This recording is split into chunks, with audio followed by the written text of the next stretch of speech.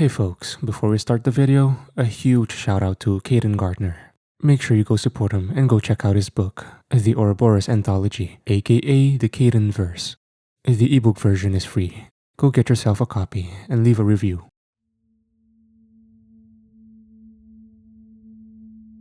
Entry 1.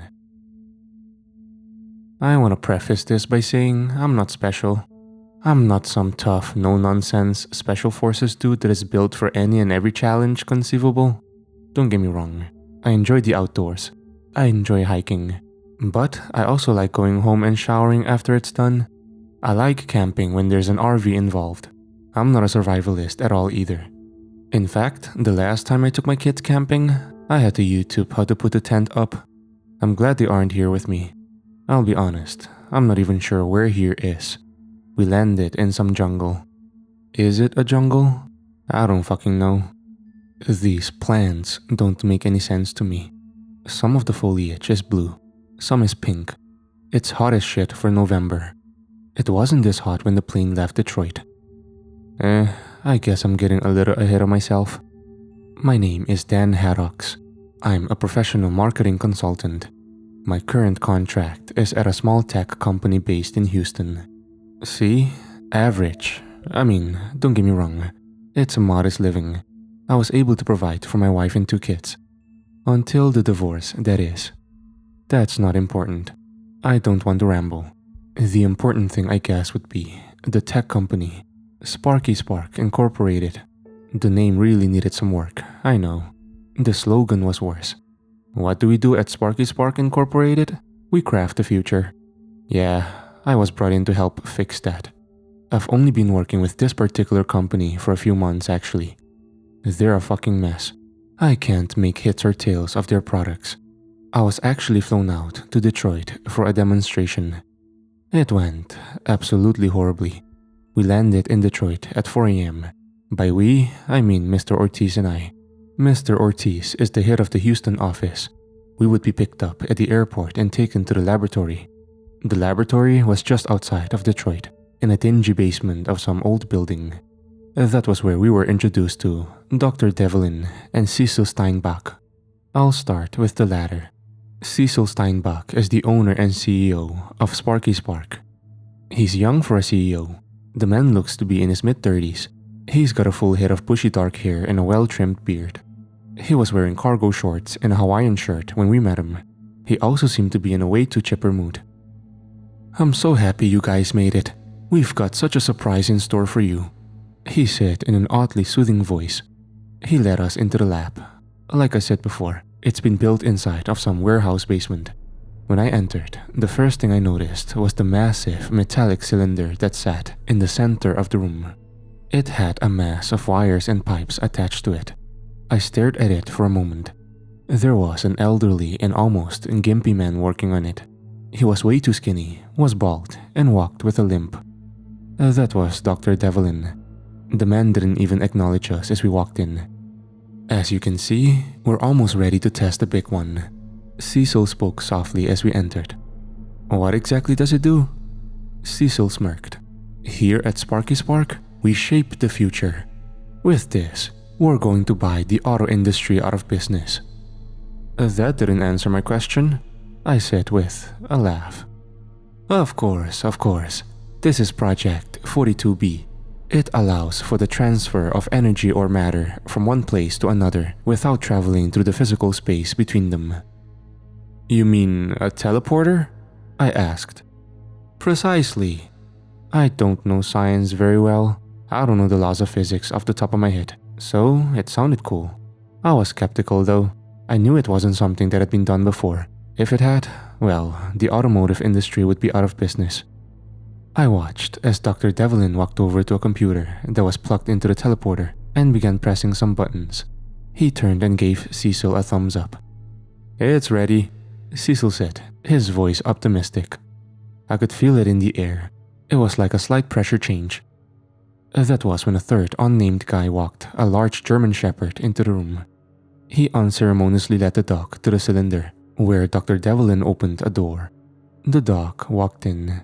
The doctor closed the door, then turned back to us. "Did we approve animal testing?" Is this dangerous? Asked Mr. Ortiz. Cecil swiped his hand. It'll be fine. Now, pay close attention. Once Dr. Devlin flips the switch, Rocky will be sent from that tube to this one, he said as he gestured to a second cylinder that was in the corner of the room to my left. I hadn't actually noticed it when I walked in. I honestly didn't like this at all. Don't get me wrong, I'd seen animal testing done before with other contracts, but never something as complex, and well, never anything that was this level of unknown to me. Dr. Devlin flipped the switch before I had a chance to protest.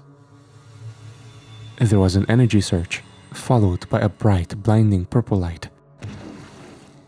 Then, as suddenly as it started, it was over.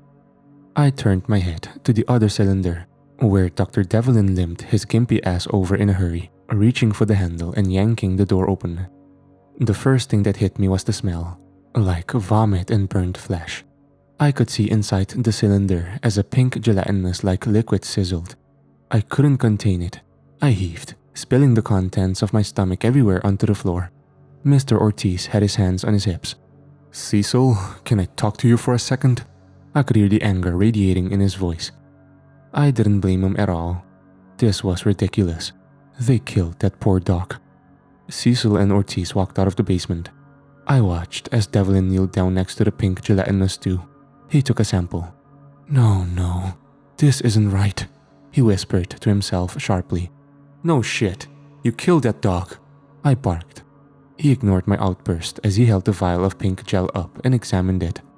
It must have failed in its reconstruction of the matter, he said almost robotically. I was at a loss for words. I could hear Mr. Ortiz shouting at the CEO in the hallway behind me, something about losing their financial backing if they didn't get results. Cecil assured Ortiz that it was just a setback. This made me anxious. I'd thought Cecil was the one in charge. Was I wrong? Mr. Ortiz walked back into the room. Cecil was right behind him. Mr. Haddox, we apologize for the inconvenience this trip may have caused you. Cecil and Dr. Devlin are going to do a little more research, and we will reconvene next month to try and run a safer test. Will this include any animal abuse? I asked. No. There will be no more live subjects. We will head to the Houston office in the morning and try to find another production push in the meantime. That honestly sounded good to me. I just wanted to be out of there. I nodded, but that was when Dr. Devlin spoke up. Mr. Ortiz, would you and your associate like to take Project 42C back to the Houston office for us? Dr. Taggart would like to switch out a few chips. Project 42C? Asked Ortiz. Dr. Devlin produced a small black robotic sphere from one of his pockets. It's supposed to be like a remote for 42B, he said with a toothy grin. Will this get past customs? Asked Ortiz. It's just an electronic device. It's not a bomb, although I'd advise against pressing any buttons while on the flight. Ortiz rolled his eyes as he took the sphere and placed it into his computer bag. And then with that, we left. The ride to the airport was silent. I can remember thinking about that poor dog the whole way there. They had killed it, and no one had batted an eye. Mr. Ortiz eyed me a few times. It was unsettling. I'd signed an NDA before coming along. Legally, I can't talk about it. Although given my current circumstances, I'm not sure it matters anymore. I didn't make much eye contact with Mr. Ortiz as we went through customs. We sat together on the crowded plane, but I again didn't really speak. All I could think about was that stupid dog being turned into jello. I thought about my NDA. What would violating it cost me? We'd been airborne for maybe around 30 minutes when things got weird. I hadn't said a word. I was still lost in thought. Then came the turbulence. The plane jerked and bounced several times. I could hear some of the crowd gasp. There was a few startled yelps. The light above me that said to fasten seatbelts dinged on. I held my breath. I'm not a big fan of flying to begin with. Mr. Ortiz was dozed off next to me. I turned and looked at him too. I can remember thinking that he was oddly relaxed. I turned and looked at the woman sitting to my right. She was an older woman, maybe her late 60s. I never got her name. She'd fastened her seatbelt tight. This is your captain speaking. It seems we're going to be going through a few rough spots, so if you'll please fasten your seatbelts. I didn't hear the rest of his speech as I nudged Ortiz. He shook himself awake and looked at me. I pointed at the fasten seatbelt sign. He grunted under his breath and fastened his seatbelt. Now might be a good time to point out, we weren't flying fancy. We were flying some low-down piece of shit airline. I think Spirit? Maybe? The plane was yellow, or what's left of it is. Ortiz and I had our backpacks as carry-ons, and he had his in his lap for whatever reason. I think he'd been using it as a pillow. We hit a bit more turbulence, this one more violent. Everything jerked around all at once. It kinda hurt. Shit, I remember Ortiz barking. I think that one gave me whiplash, a voice said from behind us. Ortiz unzipped his back and reached in. He started to pull a tablet out. Then it happened. Another violent jerk. Ortiz's backpack went up into the air. The world seemed to slow down for a second. He reached out to grab it, but it landed in the aisle. Screams reverberated throughout the plane. Ortiz reached for his back from over the armrest on his seat. His fingers grazed it when the plane suddenly lost power. It dropped like a sack of rocks. The backpack was yanked off the floor by an unseen force. It hit the ceiling of the plane with a smack. Everyone was screaming now as the plane just fell out of the sky. My blood pressure jumped. I know it did. I felt dizzy. I thought in that moment that we were going to die. I was going to die, and it was because Sparky Spark decided to fly Spirit. Then, suddenly, the plane rocketed forward. I was pushed down hard into my seat as the engines all roared to life at once. We weren't going down. Not yet anyway. I remember the relief washing over me. This is your captain speaking. It seems we're having some engine malfunctions. We're going to be making an emergency landing at... He was cut off by a bright purple flash, one that came from a spherical device that was rolling out from Ortiz's backpack. The light was blinding. The plane powered down again. Screams called out. The old lady sitting next to me grabbed onto my arm.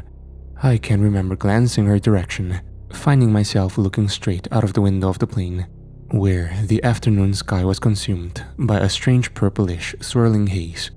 I didn't really have the time to dwell on it, as we were again rapidly descending. But looking at it now, it was like we were falling through a glowing neon purple cloud. The rest of the plane crash is a mystery to me. Maybe I passed out from fear. I don't know. I woke up to a man cutting my seatbelt off. I was still inside the plane, sort of. There was a massive hole to my right. The chair that had been next to me had been ripped out. I could see foliage and plant life. We'd landed in some dense vegetation. I got a good look at the man cutting me out. He looked former military, clean-cut, short beard. He cut my belt with a pocket knife, then yanked me out of my chair. "Come on, buddy, up and at him," he said as he threw my arm over his shoulder and walked me into the aisle. There wasn't much left of the back of the plane, maybe 5 rows behind us. Then there was a flattened vegetation for a few hundred feet. Must have been our landing zone. The man who had cut me out walked me over to several of the survivors. There were maybe 20 of us, which was honestly surprising. Mr. Ortiz came and helped them stabilize me. We'd all kind of huddled just outside of the wreckage. Almost half of us were injured in some way. I looked out into the distance. I could see bits and pieces of the plane scattered about behind us. "What happened?" I asked.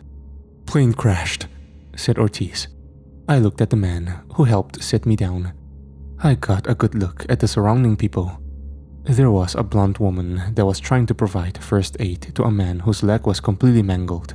I mean, this thing had bits of bone sticking out. In his defense though, he handled it like a trooper. I wanted to puke. I could see a tall black man in a pilot's uniform counting the survivors. The military-looking guy said something to him. He nodded. From sitting here so far, I've learned that he's Captain Brooks. The military-looking guy was our air marshal. He goes by Buck. We're trying to treat our wounded, while Brooks and Buck tinker with trying to get help. But I know I'm not the only one who's noticed that the trees don't look right, that it's way too hot. And I know I'm not the only one who's noticed that there are 2 moons in the sky. That's why I actually got into my carry-on and started writing this in my journal. We're not in Kansas anymore. and I don't like this at all. Entry 2. What kind of god would create a place like this? Or was it the devil? Did I die and end up in limbo? We've been here for 2 days. 2 fucking days, and I'm already considering offing myself. Let me start. We gathered our bearings a little bit. The blonde chick, Dara, actually turned out to be a paramedic, which was extremely lucky for most of those with serious injuries. But at the same time, we had to deal with the heat. No signal, no water or food aside from the plane's snacks. Which, none of that was important yet. We didn't know for sure we were about to have to go into survival mode. Well, I kinda guessed based on the 2 fucking moons that were dangling overhead. One of them is about half the size of the other. It glows a yellow color while the other is a scarlet pinkish. I stood there and stared at them for a good 5 minutes, staring and listening to the jungle cadence all around us. It was alive with all kinds of creatures. That ain't good, a voice said softly from my right. I turned and saw Buck standing there, staring with me. Where are we? I asked. Buck sighed. I wish I knew. Something tells me we ain't between Houston and Detroit though. I thought for a moment. Then I turned to where Mr. Ortiz was sitting. He was staring at the sphere. Then it hit me. I just about stomped up to him. What happened? I asked. Ortiz ignored me. He only fidgeted with the device some more. Mr. Ortiz? I said a little louder. He eyed me from behind it. I wish I was more of a science type, he said. Do you think? I started. He glared at me. He knew what I was going to ask. He glared for a moment before he took a deep solemn breath. I do. Can we reverse it? I asked. I don't know. I don't know what caused this thing to activate in the first place. Like I said, I'm not the science type. I was about to open my mouth to speak when the ground rumbled. It was then that I noticed the jungle was dead fucking silent. I wasn't the only one who'd noticed this either. My eyes shot over to Buck, who was scanning the tree line to our left. Dara and another guy stood next to him. What was that? She asked. I don't know, he replied. The ground rumbled again. I couldn't see deep into the foliage. It was maybe 10 meters to either side of us. It was also around the height of a 2 to 3 story building. Look, I'm not an outdoorsy type of guy, alright? But I know that when the jungle is silent, there's typically a predator around. Then came the roar. The god-awful roar, deep and thunderous. It accompanied massive footfalls that came closer and closer to the edge of the clearing. Everyone, get back into the plane, Buck shouted as he turned to run. He grabbed Dara by her wrist and yanked her along. I took off as well, springing for the broken visage of the aircraft. I was right behind Mr. Ortiz. I turned my head right as the creature erupted from the tree line. My heart jumped into my throat. I'm pretty sure I peed a little. I watched in horror as a fucking T-Rex stomped out of the jungle, its massive foot coming down onto the lower body of the man with the mangled leg. He roared in pain, but his roar was cut off by the thing's jaws as they clamped down onto his upper half. Mr. Ortiz yanked me into the plane. I watched as the T-Rex pulled the man's torso from the rest of his body. Blood and gore covered the green scaly skin. The survivors screamed and cried from around me. The T-Rex greedily swallowed his top half. Then its eyes locked onto us. Buck was at the opening. He'd pulled his service pistol out and had it aimed. The creature snarled as it glared at us. Shoot it! Ortiz barked. It'll just piss him off. Buck barked back. He's already pissed off, Dara shouted. It was then that the captain stepped forward with a fucking flare gun. The creature eyed him suspiciously as he aimed the orange pistol and fired. A red, streaking flare hit the dinosaur right in its snout. The creature bellowed in pain as the flare charred and cooked its skin. The beast slammed its head onto the floor as it tried to put the flare out, screeching and whimpering while it did so. Then came the second T-Rex from the brush. Then the third. Both of these ones more than twice the size of their juvenile counterpart. Oh shit, I could hear a heavier set man cry from my left. I turned to Mr. Ortiz, who was already retreating further into the aircraft. I followed suit. I could hear Buck firing his pistol behind us. Then something rammed the plane. Rammed it hard enough to knock almost everyone off their feet. Mr. Ortiz and I landed right next to the opening where he and I had been sitting before the crash. I looked down at my feet. Buck was scrambling backward as one of the bigger dinosaurs had its head and shoulders inside the plane, its jaws snipping and snapping after him. There were more screams and cries. The captain was doing his best to load another flare. Mr. Ortiz was scrambling to his feet. He'd fumbled the device from his back and started frantically pressing every button he could. I think I could hear him crying. Then came the snapping jaws, right through the opening. Mr. Ortiz was next to me, and then he wasn't. I could feel warm liquid oozing down my face. He didn't even get the chance to scream. I barely had a chance to scramble backward as the smaller T-Rex's head came chomping through the hole. I could hear the captain's flare gun go off behind me. Another loud screech, but the plane only rattled. I was too focused on the creature quite literally nipping at my heels. It was the heavier set man, Phil, who yanked me to my feet. The creature powered almost half of its body into the plane. We scrambled up what was left of the aisle, the creature now between ourselves and Buck, Dara, a few survivors, and the captain. The smaller dinosaur's eyes were locked onto us. It bellowed. Then came another impact from the same side. The other big one threw its body into the side of the plane. This caused us to lose our balance again as the plane cabin rolled with the juvenile T-Rex still inside it. Bodies flew around. I think it bounced 2 or 3 times off a few different seats before everything came to a rest. The cabin was upside down. I found myself staring right out the back half of the plane, where one of the survivors was struggling to her feet and looking straight up at something. The dinosaur towered over her. Its head was bigger than she was. She screamed once before the jaws came down. It was like watching a toddler eat a dinosaur-shaped chicken nugget. I'm sure there's some irony in there somewhere. My eyes went large as I heard the low groan behind me. I turned to see the juvenile T-Rex, its eyes on me, but its head bent almost 180 degrees backward as it had been rolled along with us. That was when someone pulled me to my feet. It was Buck, again. "Let's go," he shouted as he yanked me through another hole that I hadn't seen before. I was still a little hazy, but I knew that we needed to run for our lives. Buck was fast, faster than he ought to have been. I didn't question it though. I just kept running. I could hear screams behind us, the dinosaurs roaring, flesh being ripped and torn. We fought our way through the thick jungle, just making a beeline for wherever we could. I don't think I've ever ran that hard or that far. We eventually found ourselves at a river. I fell to my knees and threw my guts up. My whole body hurt like hell. Buck knelt down next to me. "You alright, man?" he asked. I grunted. There was movement in the bushes to our left. Phil stumbled out alongside the captain and Dara. A few other survivors came out of the brush along the river as well. Buck and Captain Brooks got everyone together. All in all, up to that point, I counted maybe 10 of us. I don't quite have everyone's names yet. Not that it matters for all of them anyway now. There was myself, Buck, Captain Brooks, Dara, Phil.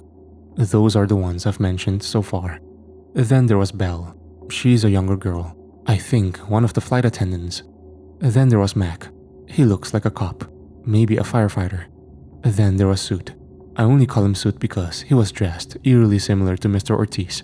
That, and as soon as we got to the beach, he turned around, his cheeks red and his eyes blazing with fury. I'm going to sue the airline. I'm going to sue you." He pointed at the captain. "By the time my lawyers are done with you, you'll be lucky to be able to rent an apartment in Detroit. Do you understand me?" "Sir, you flew spirit. You really expect us to believe you can afford a lawyer?" Mac replied with a shit-eating grin on his face. "Why, you son of a— Enough," Captain Brooks ordered. All eyes were on him now. Buck then stepped forward. "I don't know if you all have noticed, unless you booked a ticket to Jurassic fucking Park, but we were just attacked by actual living breathing dinosaurs. We're clearly up shit's creek without a paddle. I don't think anyone's going to be suing anyone anytime soon." He looked us all over. We are now in a survival situation in an area we know nothing about. Fighting isn't going to get us anywhere."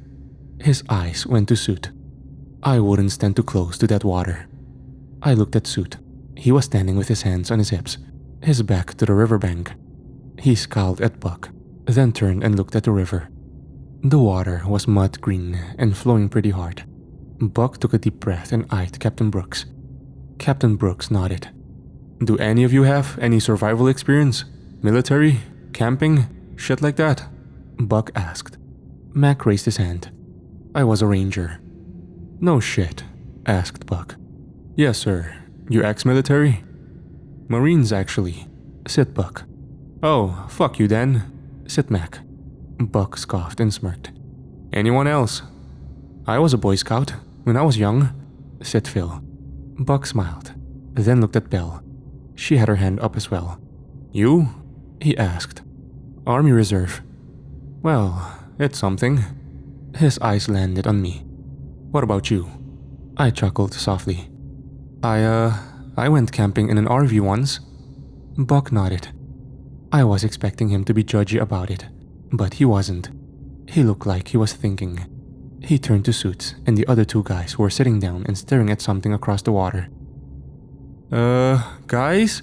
one of them said. I looked up to see what he was staring at. In the trees across from us, there was a big-ass bird. When I say big-ass bird, I mean a big-ass bird. The thing was easily 10 feet tall. It was clearly flightless, like an ostrich, but it was beefier. Its beak was massive and grayish in color. It was covered in white feathers. It squawked as it examined us. "Is that a fucking terror bird?" asked Mac. "What's a terror bird?" asked Belle. "A massive carnivorous bird from the Cenozoic era," Phil said as he squatted next to the riverbank and stared at it. I looked at Phil. "You like dinosaurs?" I asked.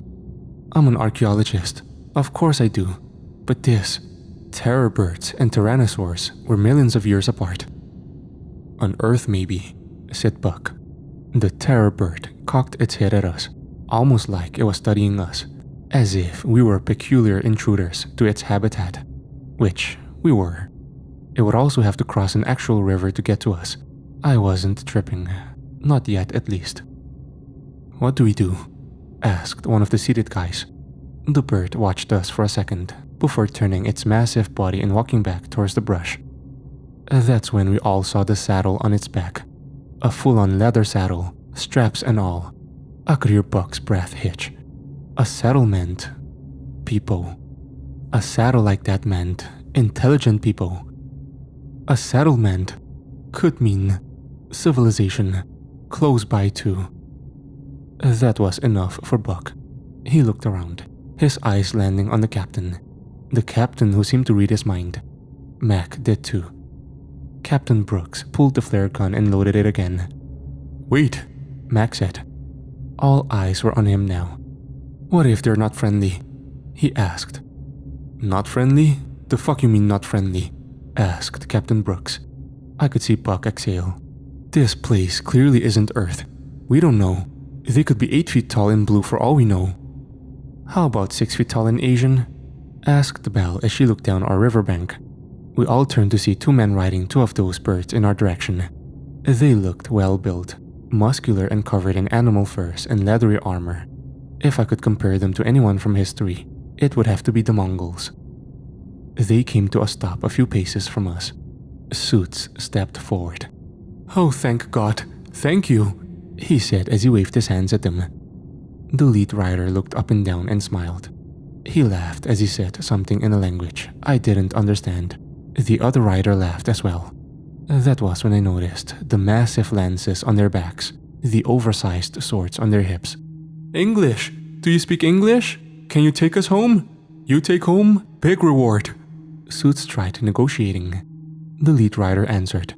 No one could understand them. We all looked at each other curiously for a moment. The lead rider sighed. Then he announced something to all of us that we didn't understand. "Sir?" asked Suits. That was enough of that. The lead rider waved his hand and something hissed out of the woods. Suits stood there for a moment, grabbing at the arrow lodged in his throat. He crumpled to the ground. "No!" shouted Buck as more arrows came flying out from the jungle. The two men who were seated didn't make it. They were hit first. There wasn't much we could do. Even with Buck's 9mm, we found ourselves cornered on a beach as some 20 archers emerged around us. The lead terrorbird rider shouting commands at us that we didn't understand the whole way. We surrendered. They searched us and then tied us up and made us walk behind their massive birds. Well, they did this with the men. Dara and Belle got to ride in a cage. I guess chivalry was alive out here. We were led to a tent city. The tents were made from red linens, and there were flags adorned above everyone. Flags with an archer riding atop a terrorbird. The camp itself was massive. There had to be thousands in this horde. The birds had free roam of the place too, picking and plucking at the ground like chickens. We were led into a larger camp near the center of camp, still bound by thick ropes around our wrists. Belle and Dara were led inside as well. The ones who captured us roughly threw us onto the tent floor. We were sat down in front of a heavier set man who rested in his chair. It was hot and sticky in there. It smelled all kinds of bad. The man looked us up and down. Then he asked us a question in a very calm voice. We all looked at each other. No one knew how to respond, or if we even should respond. As if not responding was the answer he was looking for. He simply nodded his head and looked at one of the riders who had escorted us in. He barked an order, then turned and looked at us as the man ran off. He exhaled, then said something that only he seemed to find funny. A few moments later, the rider came in followed by a horde of women bearing cups. Full cups. I thought it was water. I was ready to greedily drink it, and I did. And it was not water at all. It tasted bitter and sour. My face puckered as I tried to spit it out, but arms suddenly wrapped around my head. Someone was suddenly holding my nose as someone else forced the liquid down my throat. God, it burned going down. Burned worse than whiskey. I swallowed like a good little whore. Then they threw me to the tent floor, which I then noticed was made from some kind of animal skin. I wanted to gag that mystery juice up, but my entire body was burning. My head was aching. I could hear the groans of everyone next to me. Everything was becoming hazy again. Then I slipped into blackness. I awoke to a splash of cold water that sent shockwaves through my system. I inhaled as I scrambled back, only to be caught by my binding. "Good morning, little rat," a voice said from ahead of me. I looked up at the heavy man as he knelt down in front of me. I guess my face gave away my surprise. "Yes, you can understand me now. Good." What was in that drink?" I asked. He sighed and motioned his hand. My stomach was suddenly impacted by a club. I groaned in pain as I buckled forward. "I didn't tell you that you could speak. Do it again and I'll have your balls cut off and fed to the chickens." My eyes widened. I was pulled to my feet. I looked around the room at everyone. No one looked happy to be there. "Okay, now that we all have an understanding of one another, I am Slave Master Arban. You now have the privilege of being enslaved by the chicken god and his horde. You will not speak unless spoken to. You will not eat without permission. You will not sleep without permission. You will not die without permission. Your whole existence revolves around your ability to serve. Failure to do so will result in you being fed to the chickens." "I, Slave Master Arban?" a voice called out from the tent entrance. The slave master turned and looked at him. It was a teenage girl. "The chicken god wishes to see the new slaves." "Now?" asked Arban. "Yes, now." Arban turned back to us, all dramatic-like. "It seems the Khan would like a demonstration." We were marched through camp. It really stuck out to me just how many women and children were running around. It also annoyed me the number of little boys that pointed and laughed at us. We were marched into another massive tent in the center of the camp. This one looked like a full-on house almost, with an entryway that led into an even wider room, where the slave master lined us up. A man stood at a table with several other men. He was young. He had dark hair that was shaved on the sides, while the hair on the top was tied back into a ponytail. He had dark leathery armor on. He instructed his generals well. His eyes shot to us when we entered. He smiled. "Welcome," he said with his arms out wide. "Kneel before the chicken god," Arbon said as he kicked Belle's legs out from under her. "Arbon!" the chicken god bellowed as he stepped over and pulled Belle to her feet. "Yes, my lord." "What have I told you about beating the slaves?" "It makes them harder to sell?" asked Arbon. The man helped Belle to her feet, grunting under his breath as he did so. I could see Buck glaring at him out of the corner of my eye. "Well, yes, but also, do you think Remus treats their slaves with such barbarism?" "They do make them fight to the death in the arena, my liege." The chicken god looked a little caught off guard by that statement. "They don't beat them beforehand, and those slaves are volunteers," he said as he looked us over. He thought for a few moments. My, some of these men look strong. Take this one, and this one." He pointed at Mac, Buck, and Captain Brooks. "Have them cleaned and placed front and center for tomorrow's auction. What about the rest? If I can convince the Remulan Council to buy the 3 at full price, I'll throw in the rest for a discount," he said as he turned and started walking back towards his table. He then stopped and looked at myself and Phil.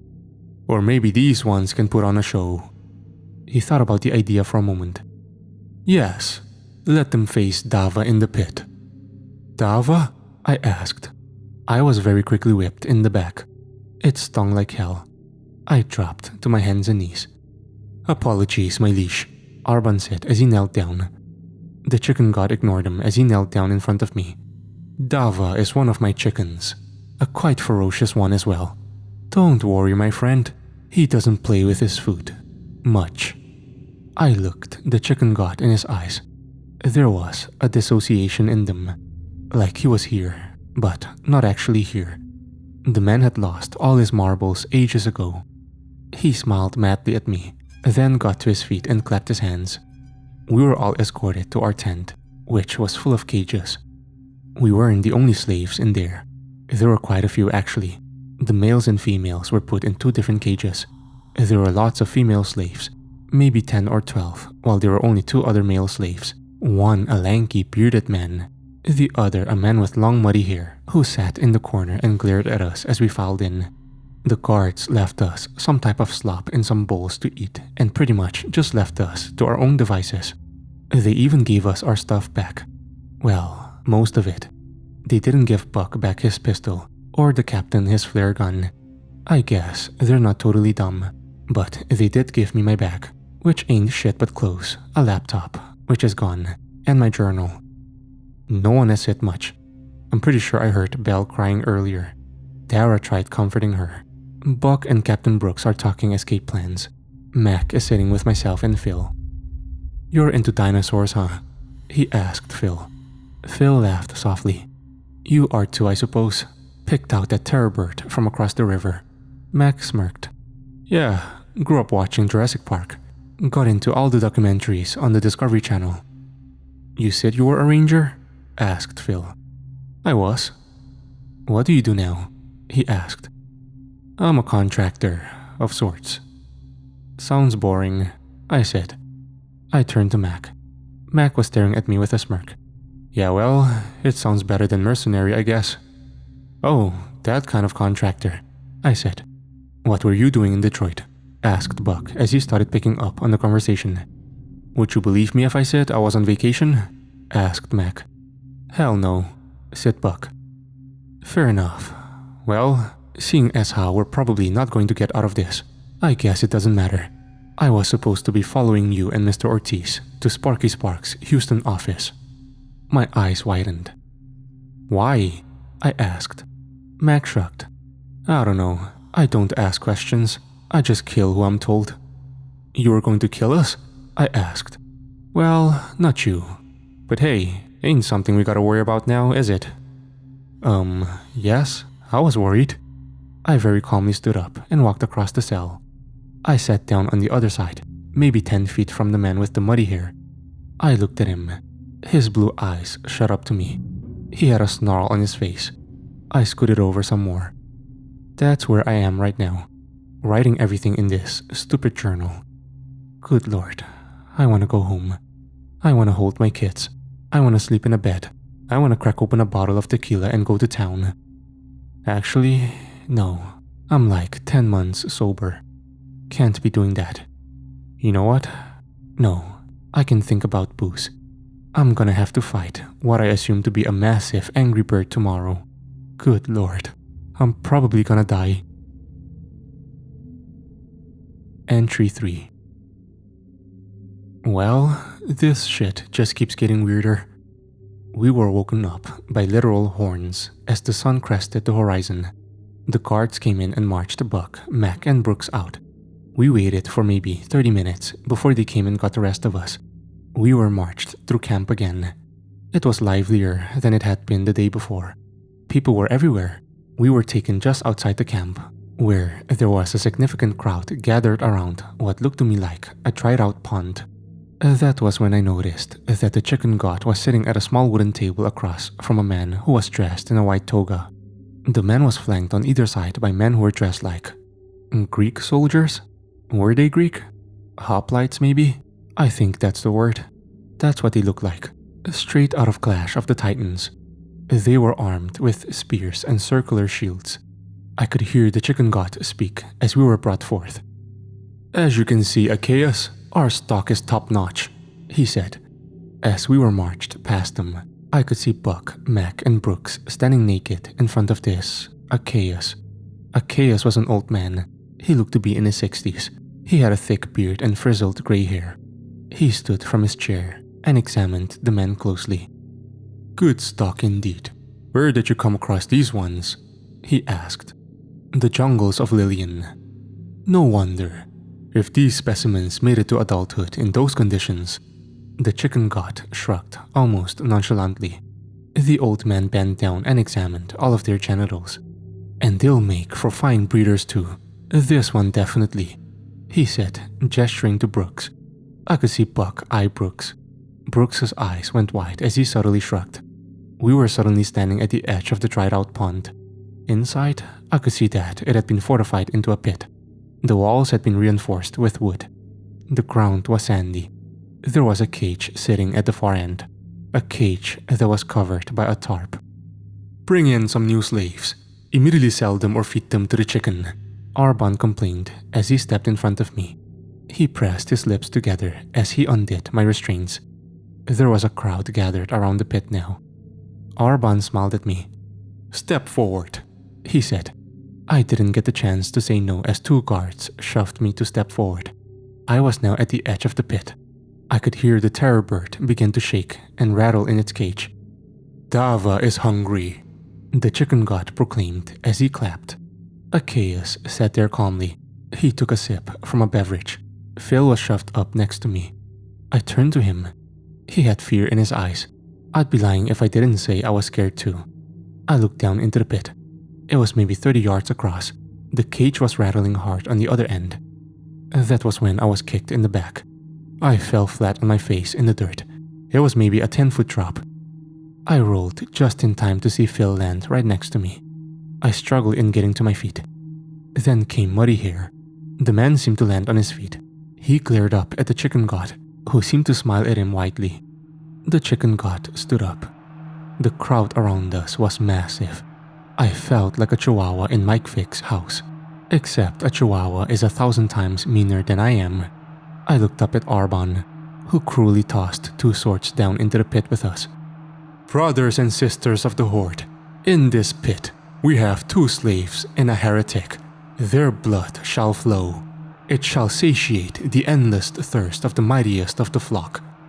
Brothers and sisters, are you ready to feed Dava? 2 burly men heaved on some ropes. I could see the tarp rising with the front of the cage.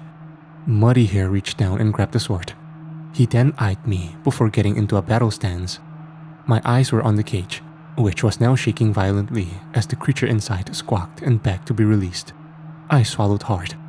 Grab the sword, Buck's voice called out. I didn't have time. The creature came flying out like a bat out of hell, its massive beak covered in dried blood and leading the way. It charged right at Muddy Hair, who dove to one side. It kept coming straight at me. I panicked and leapt to one side. Then came the screams. I just turned in time to see its sharpened talons tearing into Phil's stomach. The crowd cheered as he struggled. His intestines were out in moments as the beak came down on his head. Muddy Hair seized his opportunity and leapt on the beast's back, sinking his sword deep into it. Its blood went everywhere, but it spun its massive beak around and chomped down on his arm before flinging him into a wall.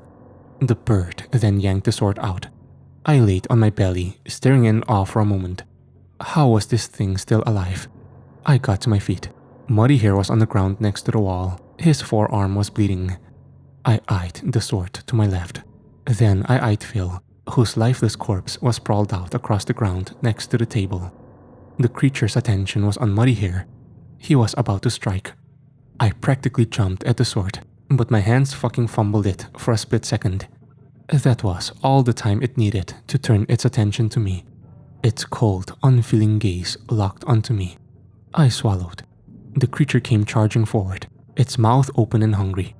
I jumped to one side at the last moment. Then the bitch ran headfirst into the wall, hard. The terror bird stumbled backward, dazed and drunk like my creepy Uncle Rick on Valentine's Day. This was my chance. My eyes found the sword again. I bent down and grabbed it and went to work. I hacked at the terror bird's neck. Its blood sprayed me in the face and covered the sand. I roared as I hacked again and again. The bird fell. The crowd went dead silent. I was still hacking and screaming. Fuck this bird. I fucking hated this bird. I kept going until my arms and legs ached, and I just fell to my knees sobbing. I didn't even notice the crowd was dead silent at that point. Not until I heard someone clear their throat. I turned to see the chicken god. He was in literal tears. His archers had their bows aimed at me from all angles. You killed Dava, he said between sniffles. I got to my feet. There's a weird feeling knowing that you're about to die. I'd always imagined that I would go out kicking, crying and screaming like a coward. But no, I felt calm in that moment. Eerily calm. Maybe it was hate. Hate for this man standing above me. Hate for Spirit Airlines. And above all, hate for Sparky Spark. I could feel the grip on my sword tighten. I looked at Arban, then the chicken god. Fuck your bird, I growled. Mind your tongue, slave, Arban boomed as he pulled a whip from his belt and raised it. Stop, Achaeus announced as he stood up. Arban turned to him, then the chicken god. Achaeus looked at the chicken god. I'll buy him, double the usual price. The chicken god seemed confused at this. Why? He's scrawny. He's tiny. Do you know how much money I can make off of him? He looked at me. Slave, what is your name? Dan Harrox? Dan Harrox, slayer of chickens. This will sell at the arena. And if not, he will die horribly. You got lucky, Arban called out. All combat is luck, slave master. Perhaps if you faced any real combat, you yourself would understand that. This made the chicken god laugh.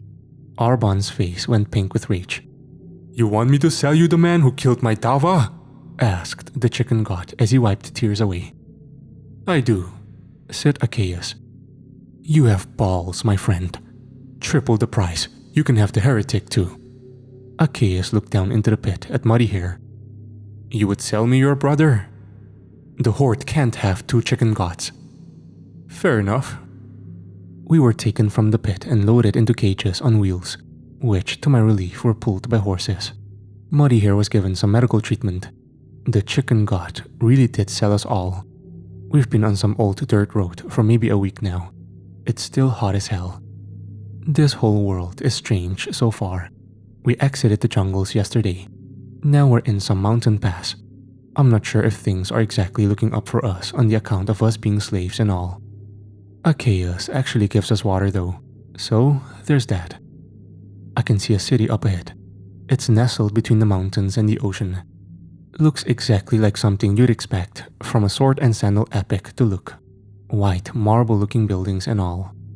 It would almost be beautiful if not for the fact that I'm gonna be a battle slave and probably die a terrible death at the hands of some primeval monstrosity. I'd say I gotta stay optimistic.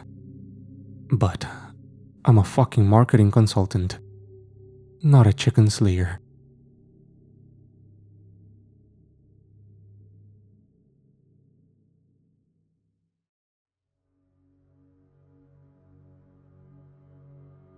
Entry 4. Azad Khan. That's what Muddy Hair's name is. It took a while to get him to talk to any of us, and even then, it was mostly grunts. We actually heard a story from one of Achaeus' soldiers. Azad was born to the same father as the chicken god. The chicken god's name is Armand Khan. Azad and Armand were close growing up.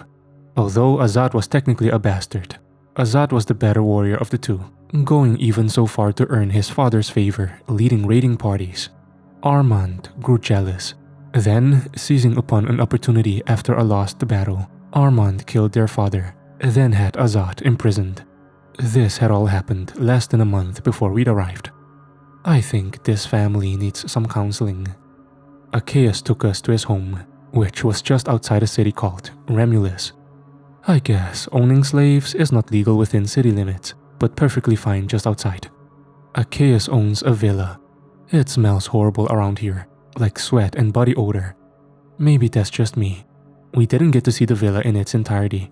We marched into cells in the basement. Then we were told that our new slave master would be with us shortly, as Achaeus had a meeting with a general, Tiberius Strong, and it couldn't wait. The cells are an upgrade from the last ones we'd been confined to, but they're still dingy and damp, and a cage is a cage. At least in these ones, we have beds. Everyone is still angry. I don't blame them. I am too. I think I hear the guards coming. Entry 5. So, we met the slave master. He's every bit of what you'd think a Roman wannabe slave master would be like. A tall, angry-looking guy in hoplite armor with a whip instead of a shield. He stood outside of our cells, Achaeus a few feet to his left. I am Theseus, named after the last emperor of the Sun Empire. I am your new slave master. I tell you when to eat, when to sleep, when to piss and shit. I will also train you in the art of combat in the arena. Our master, Senator Achaeus, has spent a good investment on you, and he would rather you not be killed in your first bout. He looked all of us over, his eyes resting on me. For some of you, that will be harder than others. Thanks, man. Way to have faith. We will begin your training tomorrow. Until then, we will have meals prepared for you. You may rest tonight. In the morning, you will learn. The arena will be your new home. Bloodshed your mistress. Survive for long enough, you may earn your freedom. I eyed Buck when he said that. Buck only glared at him, his eyes full of fury. Some servants brought us bowls of some kind of stew. It wasn't bad. It wasn't great either. I sat in the corner, wondering about all the ways I was going to die in whatever arena they tossed me in. My eyes caught Dara and Belle as they had been placed in a separate cell together. All the guys had been placed in a cell together as well. Belle was stroking Dara's hair as she sobbed. My eyes then found Azad, who was sitting in another corner. Buck paced back and forth across the cell, while Captain Brooks and Mac watched him. Maybe we can overpower a guard, take their stuff. One maybe. I counted at least 30 on sight, said Mac. Shit. He did say if we survive long enough, we would earn our freedom. What do you think long enough entails? Asked Brooke. 22 fights. Azad's voice grunted. All eyes were on him now. It's Remulus law. No slave can battle more than 22 times. Shit, said Mac. Azad glanced at him. It isn't impossible. Only a handful have ever done it. Theseus is one of them, so they say. Who are these fights against? Asked Buck. Other slaves. Sometimes each other. Sometimes beasts from the Lilian jungle. The 22nd battle is always the worst. It's why so few ever make it out. Why? Asked Buck. It's tradition. The fighter who makes it through 21 bouts has to face a lizard king alone. A lizard king? Asked Mac. You're from the Lilian jungle. You have undoubtedly faced one of them. They're big, Teeth like knives, thunderous footfalls, travel in groups of 3 to 5. Fuck, I said as I realized it. All eyes were on me now. It's a T-Rex, I said. I could hear Dara laugh from her cell. I knew what she was thinking. I knew 'cause I feel the same way. We're all going to die. Entry 6. Training sucks. Theseus beat the absolute hell out of us. We started the morning with wooden swords. We paired off in groups of 2. I ended up with Captain Brooks, who beat the absolute hell out of me. He's very good at this. I'm not sure why. It's all in the mind, he keeps telling me. You want to survive? You've got to dig deep. I can start doing that when I'm not flat on my ass. Entry 7. We've been training for a few days now. I'd be lying if I said it was getting easier.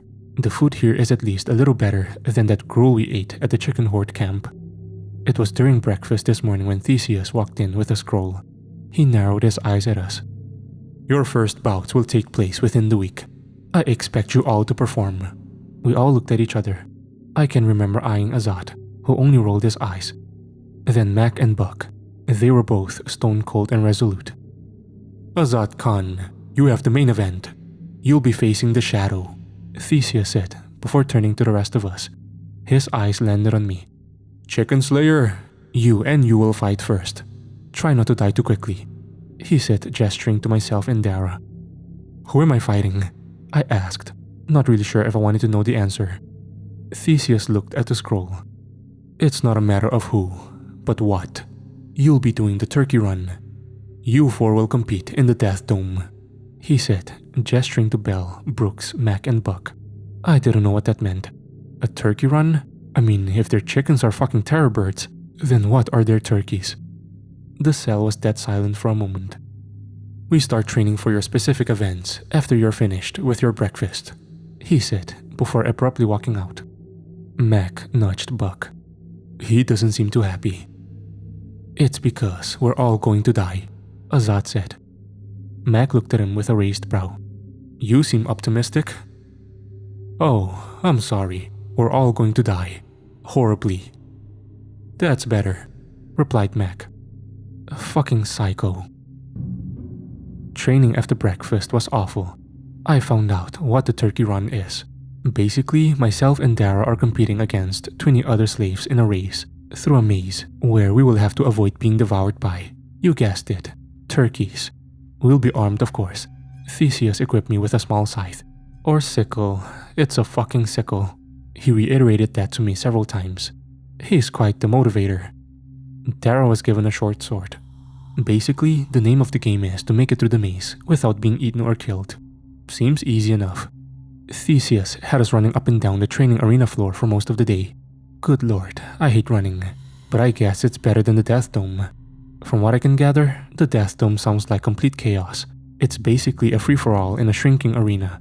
If you fall out of the dome, you die. Last 5 competitors get to go home. Out of 20. It's fucking barbaric. Then don't get me started on Azat's 1v1 with this Shadow. It sounds just like a standard 1v1 battle, until you get into the actual details. I guess Shadow is a former associate of Azat's. By that I mean that Azat is actually the one who sold him to a senator after capturing him during a raid. Shadow was a warrior defending his people. A good one apparently, as this is supposed to be his fight number 20. I hate this place. I can't reiterate that enough. I want to go home. I want to see my kids. I want to eat a fucking cheeseburger. I want to give Spirit Airlines a 1-star review on Yelp. I want this to be over. My body hurts. My ass hurts. My legs hurt. I'm gonna go to bed. Maybe I'll have the energy to write more tomorrow. Entry 8. It's been months since I've written anything. I'm still alive, clearly. Let me just start with our first fights and go from there. So much has happened since then. Achaeus and Theseus stood with Dara and I at some black metal gate that led out into what looked like a stereotypical gladiatorial arena. Only we could both see the entrance to the maze ahead of us. The walls had to have been maybe 10 feet tall and lined with sharpened points to keep us from trying to climb over. I can remember feeling the sweat dripping down my face, my heart racing. I looked at Dara. Her eyes were large as well. "Remember, keep moving," Theseus said. My grip tightened on the handle of my sickle. The gate lifted up. Dara and I stepped forward as an announcer bellowed. "And now for our contestants." I'd honestly missed what it said. I looked to my left and right. There were others coming out the gates next to us. There were supposed to be 22 of us. All we had to do was get through the maze. I looked down at the sand. The crowd around us was roaring. I could hear the gate closing. We weren't allowed to begin until the announcer said. I eyed him. He was a fat man standing in a suite. In that same suite sat who I could only describe as a typical Julius Caesar wannabe with his whole entourage. This guy looked bored as hell. He also looked annoyed at the man sitting next to him. The man next to him was old. He had bleached blonde hair and a thick beard. He was also wearing pearly white armor. "Begin!" the announcer boomed. We had a 30-second hit start on the turkeys. We flew into the maze. All the while the crowd cheered. 30, 29, 28, 27. We ran hard, our feet hitting the sand, passing other battle slaves, doing the same and going various directions. Everyone was in a panic. My heart was pounding like a drum. 23, 22, 21. We rounded a corner. Dead end. We turned back the other way, making a mad dash for the other side. I could see a broadly built slave yanking his sword from the entrails of a female slave. We came to a sliding stop as he turned to us, a psychotic grin on his face. 13, 12, 11, 10. This guy clearly didn't care about the turkeys. He just wanted a fight. Dara sank behind me. I readied my sickle, but the last time I'd fought a person, I'd been like 14 and I'd got my ass whooped. Whatever. They called me the Chicken Slayer for a reason. He walked toward me slowly, readying the massive curved blade. This guy easily had a foot or two on me. The dude was built like a brick shit house. Imagine the mountain from Game of Thrones, but with a sick and twisted grin. He raised his sword and lunged forward. I stumbled backward, trying to get out of the way, but I didn't realize how close Darrow was to me. We tripped, the madman still coming for us. We both scrambled back. He laughed menacingly as he stumped over to me. I thought I was dead. No, wait, I didn't think. I knew I was about to die. I could feel the shit getting ready to come out of my ass. I can remember thinking, this is it. I'm gonna die. Fuck Spirit Airlines. He readied his sword. Then came the screech. The creature leapt on top of him, its clawed feet digging into his belly as its jaws clamped down on his head. My eyes went wide. It was a fucking Utah raptor. At least, that's what Max said. Oh, shit! I screamed as Dara pulled me to my feet. We started back down the maze, just as the raptor yanked a chunk of flesh from the man's throat. We rounded another corner, sprinting as hard and as fast as we possibly could. The screeches of more raptors calling out and mixing with the cacophony of cheering and screams from the audience and contestants. We passed another raptor ripping the guts from another contestant. We ran harder. I was pretty sure I'd 100% had a turd in my pants. Rounding another corner. Then we could see it. The exit. The end of the maze. Then came the screech. Then the footsteps. It came at us so fast. I heard Dara scream. I turned just as she'd been knocked to the ground. The creature's clawed feet had raked down her back. Her eyes looking up at me. Pleading. Begging for help. Its jaws clamped down on her shoulder. I wanted to run. To get the hell out of there. But I couldn't. My legs were moving before I realized what I was doing. I sprinted forward, sickle raised, and slammed the point directly onto the thing's green leathery skin. It went into the thing's throat, its blood exploding onto the sand as it scrambled back, gagging and struggling. I'd accidentally left my weapon inside it, but I didn't care. Dara was a bloody mess on the ground. She was unconscious. I picked her up and slung her over my shoulder, her blood drenching me and fast. I didn't know what I was supposed to do though. I'm a fucking marketing consultant, not a fucking EMT. I got her through the finish line and laid her down. She was unresponsive, her body limp. Dara! I can remember shouting. My legs were jelly. Don't die on me, come on! According to Theseus, she had died sometime between the raptor biting her and me killing it. He'd said that while he berated me for going back to help her. but that whole conversation would happen a few days later. Fuck that guy. Some of Achaeus' assistants very quickly cleaned me off and led me to a dugout type area. I couldn't stop thinking of Dara. I wasn't sure if I could remember the light leaving her eyes or not. I'd lived just because I was a little faster than her. Now I was here, where I could sit and watch as my friends were let out onto the arena floor. They were lined up in a circle, them and the 16 other contenders. Then the floor started to move. The sands fell into a pit full of pointed spears all around the circle these men had created. I took a deep, shuddering breath. The crowd went ballistic. Welcome to the second round of our most honored games. Welcome to the Death Dome. The goal is survival. You fall out of the dome, you die, the announcer said. My eyes locked on Buck. He had a sword in one hand and a shield strapped to his other. He was also shirtless. All the males were. I had been when I was in my event. The males were shirtless and the females had enough on to cover their breasts. Buck looked at Mac, who had a small axe and was staring at the man standing across from them. He was another giant, maybe 6.5 feet tall and hairless. He had an oversized hammer slung over his shoulder. He waved at Mac. Mac turned to Buck and Brooks. Well, that's disturbing, he said. Look at that one, Buck said as he motioned his head to their right. There stood a skinny woman with a bow. A ranged weapon would be hard to counter in a contest like this, until the dome shrank. Belle readied her spear, Brooks his sword. Begin, the announcer bellowed.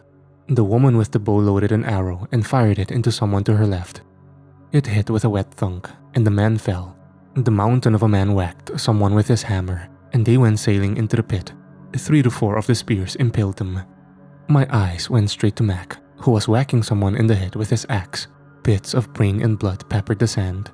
Buck was shielding Belle from another attacker. He'd literally used his shield to stop a sword from caving her face in, before shoving his own blade through his assailant's neck. Buck was doing his best to protect Belle. There came a roar. The big man was stomping toward Mac and Brooks. The big man raised his hammer and brought it down hard. Mac rolled out of the way. Brooks sidestepped while poking his blade out. It was like watching the stinger on a scorpion. The strike was fast and brutally effective, slicing the giant right above the Adam's apple. The giant stumbled forward. Blood gushed from his throat. He fell. Brooks turned to Mac. Brooks smirked. Damn, Mac said. That was when the dome shrank. A ring fell off the outer edge of the platform. 2 or 3 people fell with it. Belle was one. Buck had to drop to his belly to catch her. He barely pulled that off, managing to snag her wrist. He started to pull her up when one of the other contestants noticed this. I could feel my heart in my throat. No! I screamed. The man was about to bury an axe in Buck's back when an arrow exploded through his eyeball. He went limp and tumbled over them and into the pit. My eyes met the archer lady who found another target. Belle and Buck were up top now.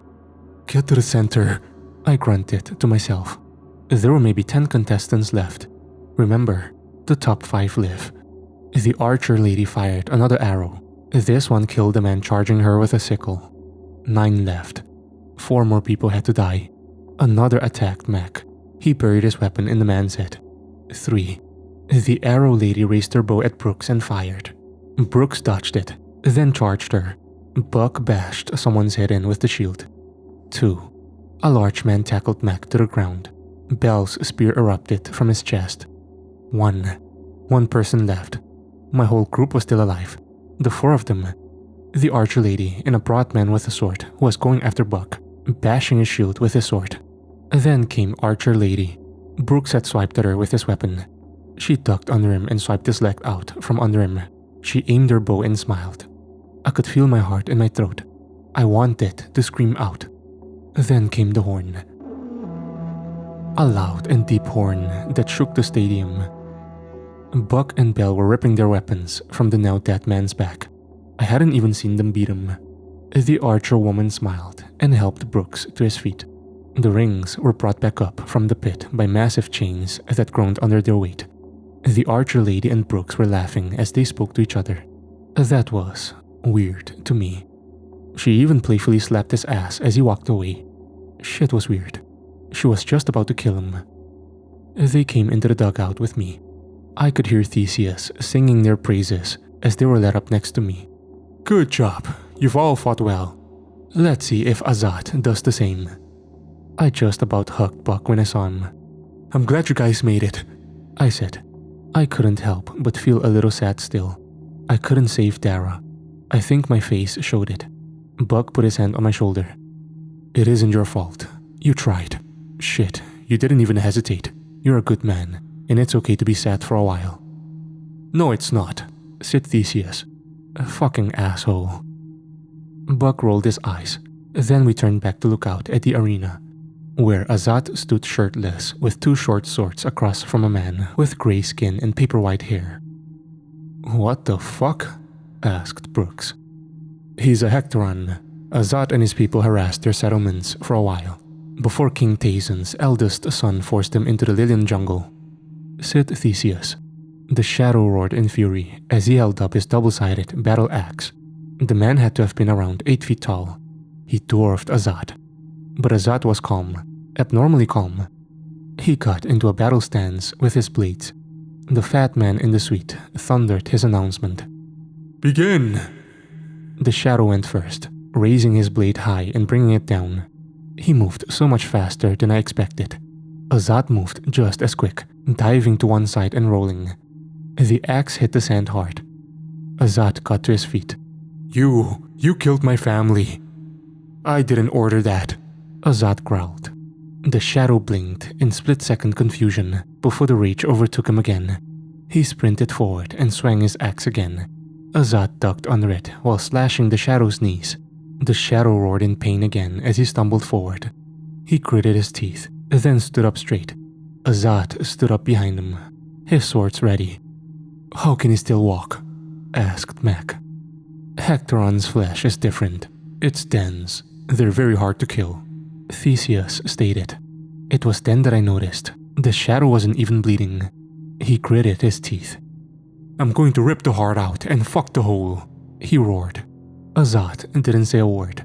His expression was calm. The shadow charged again, wildly swinging his axe like a madman. The Hectoran was ferocious. Azat was skilled. He dodged each blow. His movements were fluid and mesmerizing. It was like watching a dance. Then Azat struck like a fucking viper. The tip of one of his swords lashed out, the point entering the Hectoran's flesh. Only it didn't penetrate more than an inch. The blade actually snapped. The gray-skinned monster kicked Azat in the chest. Azat flew back, bouncing across the sand before getting to his feet. Azat threw his broken sword down and raised his remaining one. The shadow roared as he charged, swiping his axe across. Azat took a step back, dodging the blow.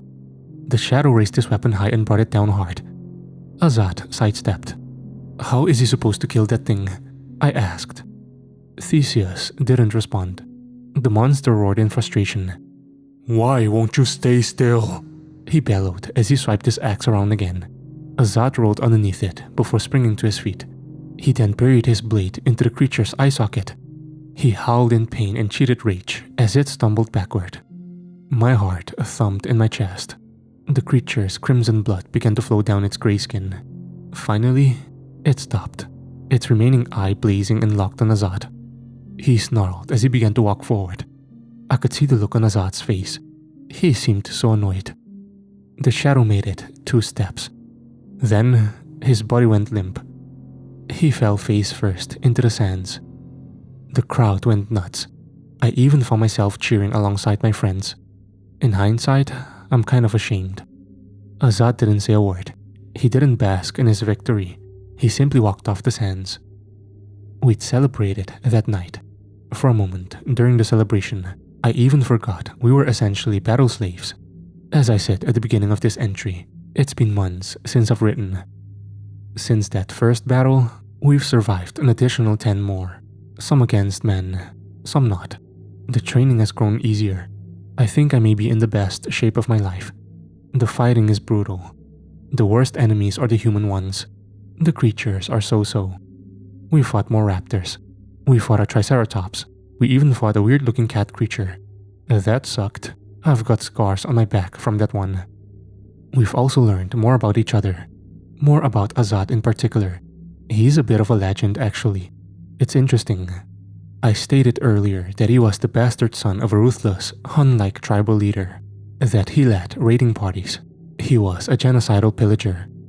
He was a pillager, yes, but he wasn't genocidal. He says that's why Armand took the tribe so easily, because he let too many people go. Hell, Armand was the one who ordered the Shadows village razed. Azat was only there to steal supplies. This in turn brought Emperor Tazen's wrath upon them. I guess the Hectoron Empire is on one side of the jungle and Remulus is on the other. Theseus says the two nations have a tolerant relationship. They don't pick fights with one another, but they also mind their own business. Not that I actually care about the politics in this place. I'm just a fucking battle slave. I'm not sure why I haven't written anything in so long. Maybe I'm just caught up in it all. I know why I'm writing now though. Our fight tomorrow. Or my fight tomorrow. Everyone has a 1v1 battle, except Brooks. He got injured in the last fight and is sitting this one out. My opponent is on their 21st battle. Theseus says that makes them dangerous. Despite Theseus admitting that, he respects my ability to survive. He also says that he doesn't like my chances. My opponent's name is Sasha. She's the archer lady that almost did Brooks in. Brooks, who can still put me on my ass in less than 20 seconds. If I don't live through this, blame Spirit Airlines. I'm just kidding. All jokes aside, I asked Buck if he could take over writing in this journal.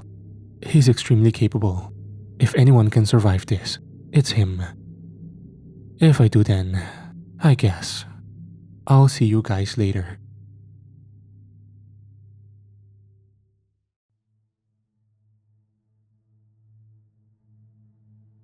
Entry 9. Well, I'm alive, and boy do I have a story. I'll just start with the ending of Buck's fight. He'd gone against some wiry looking man-like thing with very sharp teeth and claws. It looked horrifying. Its body was damn near skeletal, its skin paper white with bits of dried blood peppered here and there.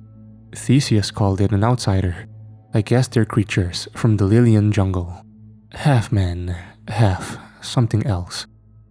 Buck cut the thing's head from its shoulder with ease, the crowd screaming his name as he did so. He has become quite popular, so have the rest of us.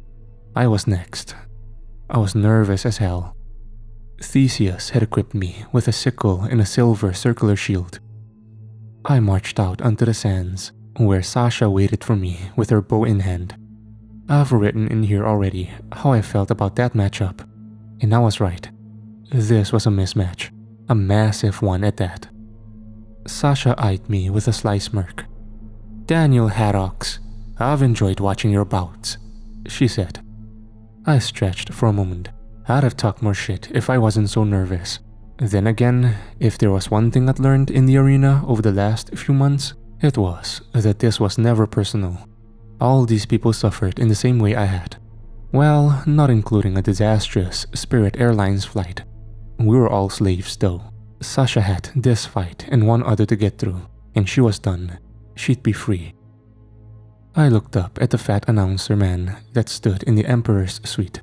I'd come to learn in the last few months that his name is Emperor Leo, that the old man in the white armor is one of the highest ranking generals, General Tiberius Strong. Achaeus says the general and Emperor Leo aren't very fond of each other. Leo is young.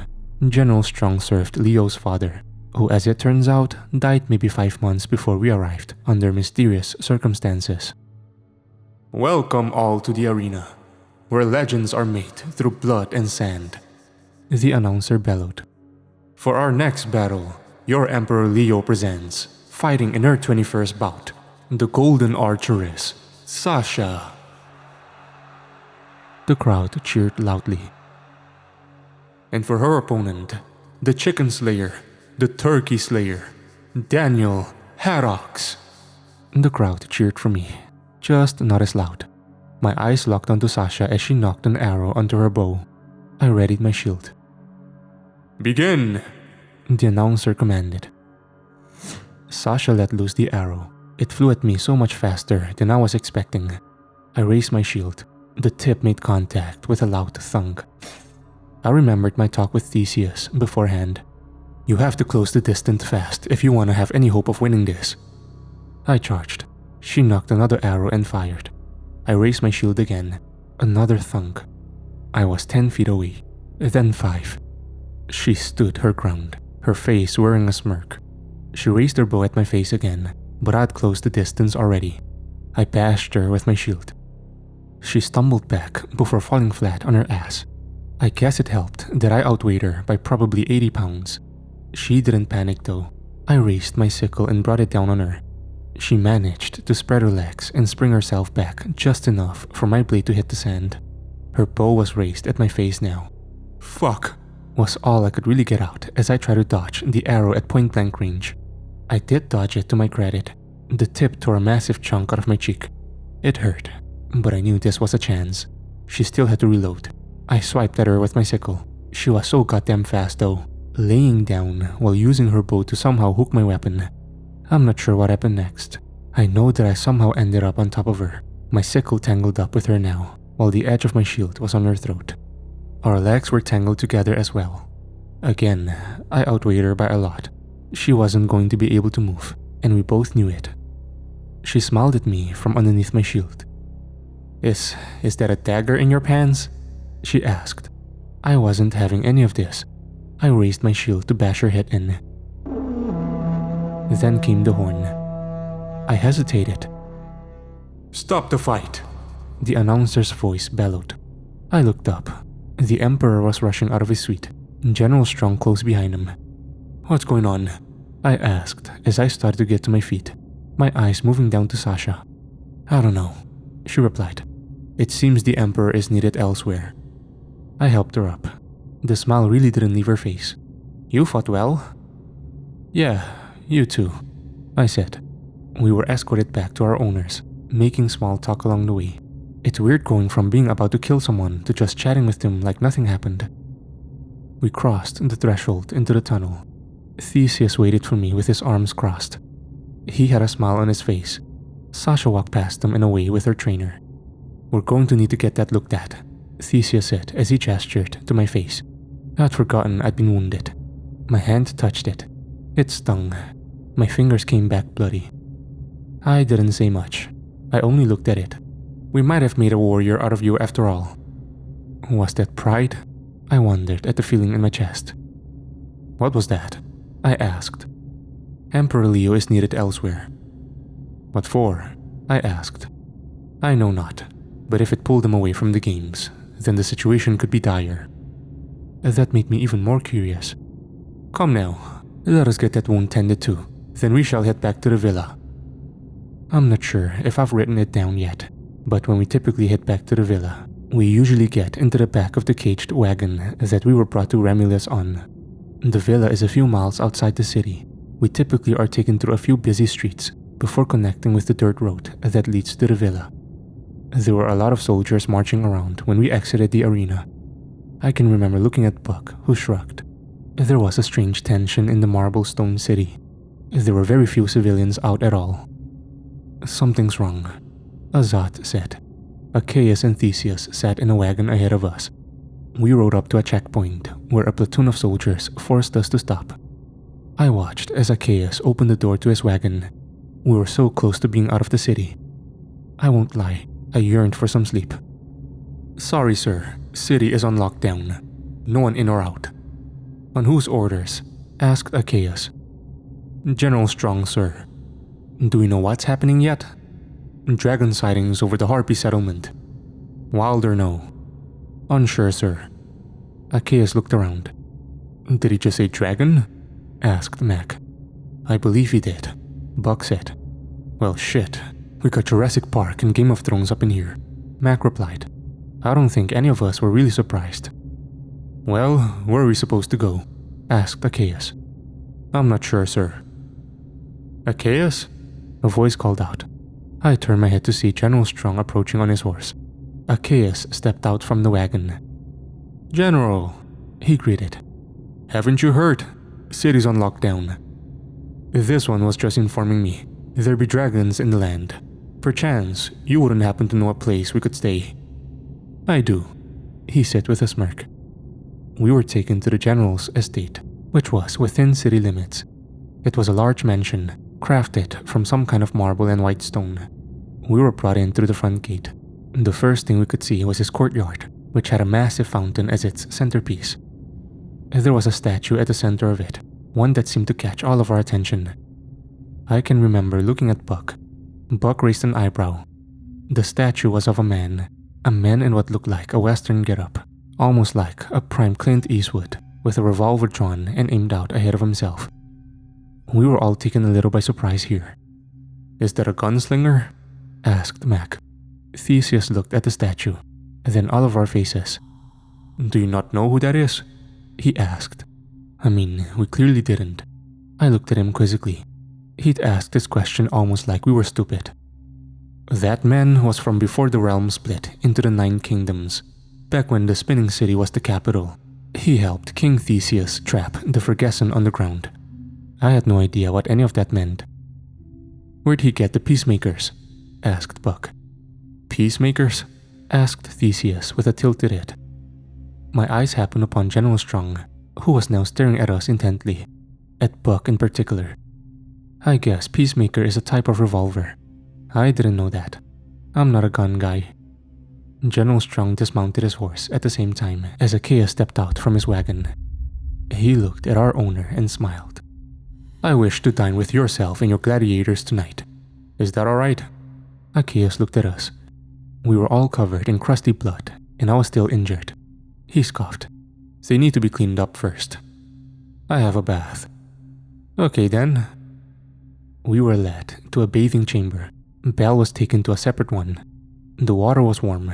It felt nice. We were also given clean clothes to wear. It was mostly robes. I didn't mind at that point. The bathing chamber was, like the rest of the city, almost completely marble. The water steamed. It was kind of slippery. The bath itself was the size of a large pool. We all hung out in one corner. By we, I mean myself, Mac, Buck, Theseus, and Azat. We made small talk. It felt like we were trying to fill the silence. I knew we were all thinking it. Leave it to Mac to come out and ask. "So who was the statue? Does he have a name?" Theseus took a deep breath. "They called him the Traveler." I eyed Mac and then Buck. "Where was he from?" Theseus thought for a moment. "Legends say he came from a place far away. No one knows for sure. He arrived during a time of great strife and war." "War?" I asked. "The Ferguson War." Azat chimed in. "My father used to speak of it. His father fought in it, as did his father before him. It lasted over 200 years. Then the Traveler came." That was the second time I'd heard that word. Ferguson. "Ferguson War? What's a Ferguson?" asked Buck. "No one has seen them since they were locked away. That was before my lifetime. But the legends say they're... how best to describe them?" He thought for a few more moments. "They could take the form of men, but they weren't men. They were monsters. Simple as that." "And this Traveler locked them away?" asked Buck. "As the legends say, you could ask General Strong. He's one of only a few that met the man in person, but that was over 30 years ago, right before the man vanished." "What about Achaeus? Did he meet the man?" "Achaeus isn't a warfighter," Theseus said plainly as he eyed the approaching soldiers. I had so many questions. It sounded like this place had an expansive history, but it was time for dinner with the city's top general, who happened to have a statue of a gunslinger who I was guessing to have come from Earth, right? We were all sat around a long wooden table. General Strong sat at the head in his white robes, while Achaeus sat to his left. We were served a 3-course dinner of some kind of meat that tasted like chicken, some kind of potato soup and bread. It was honestly the best food I'd eaten since I'd gotten here. Also, there was wine. I watched as General Strong watched Achaeus drink from a chalice. We were told beforehand that we weren't allowed to drink the same wine as the General and Achaeus. "So tell me, old friend, where did you get these gladiators?" he asked. "You don't recognize Azat Khan?" Achaeus said as he slurred his words a bit. The General turned and looked at Azat. Azat stared back at him. Then he looked at Buck, then Mac, then Theseus. "Now that you mention it, Did Armand Khan say where he got them? He asked. The Lillian jungle, I think. How lucky are you that he found them? Lucky? For Chaos maybe. For us? Fuck no. We were slaves. Chaos laughed a little too loudly. Lucky? I make good warriors. He rambled as General Strong smiled and poured him another drink. I looked over at Theseus, who had his eyes narrowed. Chaos didn't train us. Theseus did. Chaos was intoxicated, clearly. General Strong hadn't touched his cup. I think we all noticed it. I'd only had maybe a drink and a half. It tasted good. Strong. Chaos stood up, then stumbled a bit. General Strong stood up with him. Whoa there, buddy. Maybe you should go lay down, he said. Whoa there, buddy? That wasn't how he'd been talking before. Chaos smiled and pointed at him. You're funny, General. I can handle my cups. I just need to piss. Well, allow me to have my guards escort you, the General said as he waved two men over. Chaos giggled as he was led away. General Strong turned to us and sat back down. He then rubbed his temples and closed his eyes.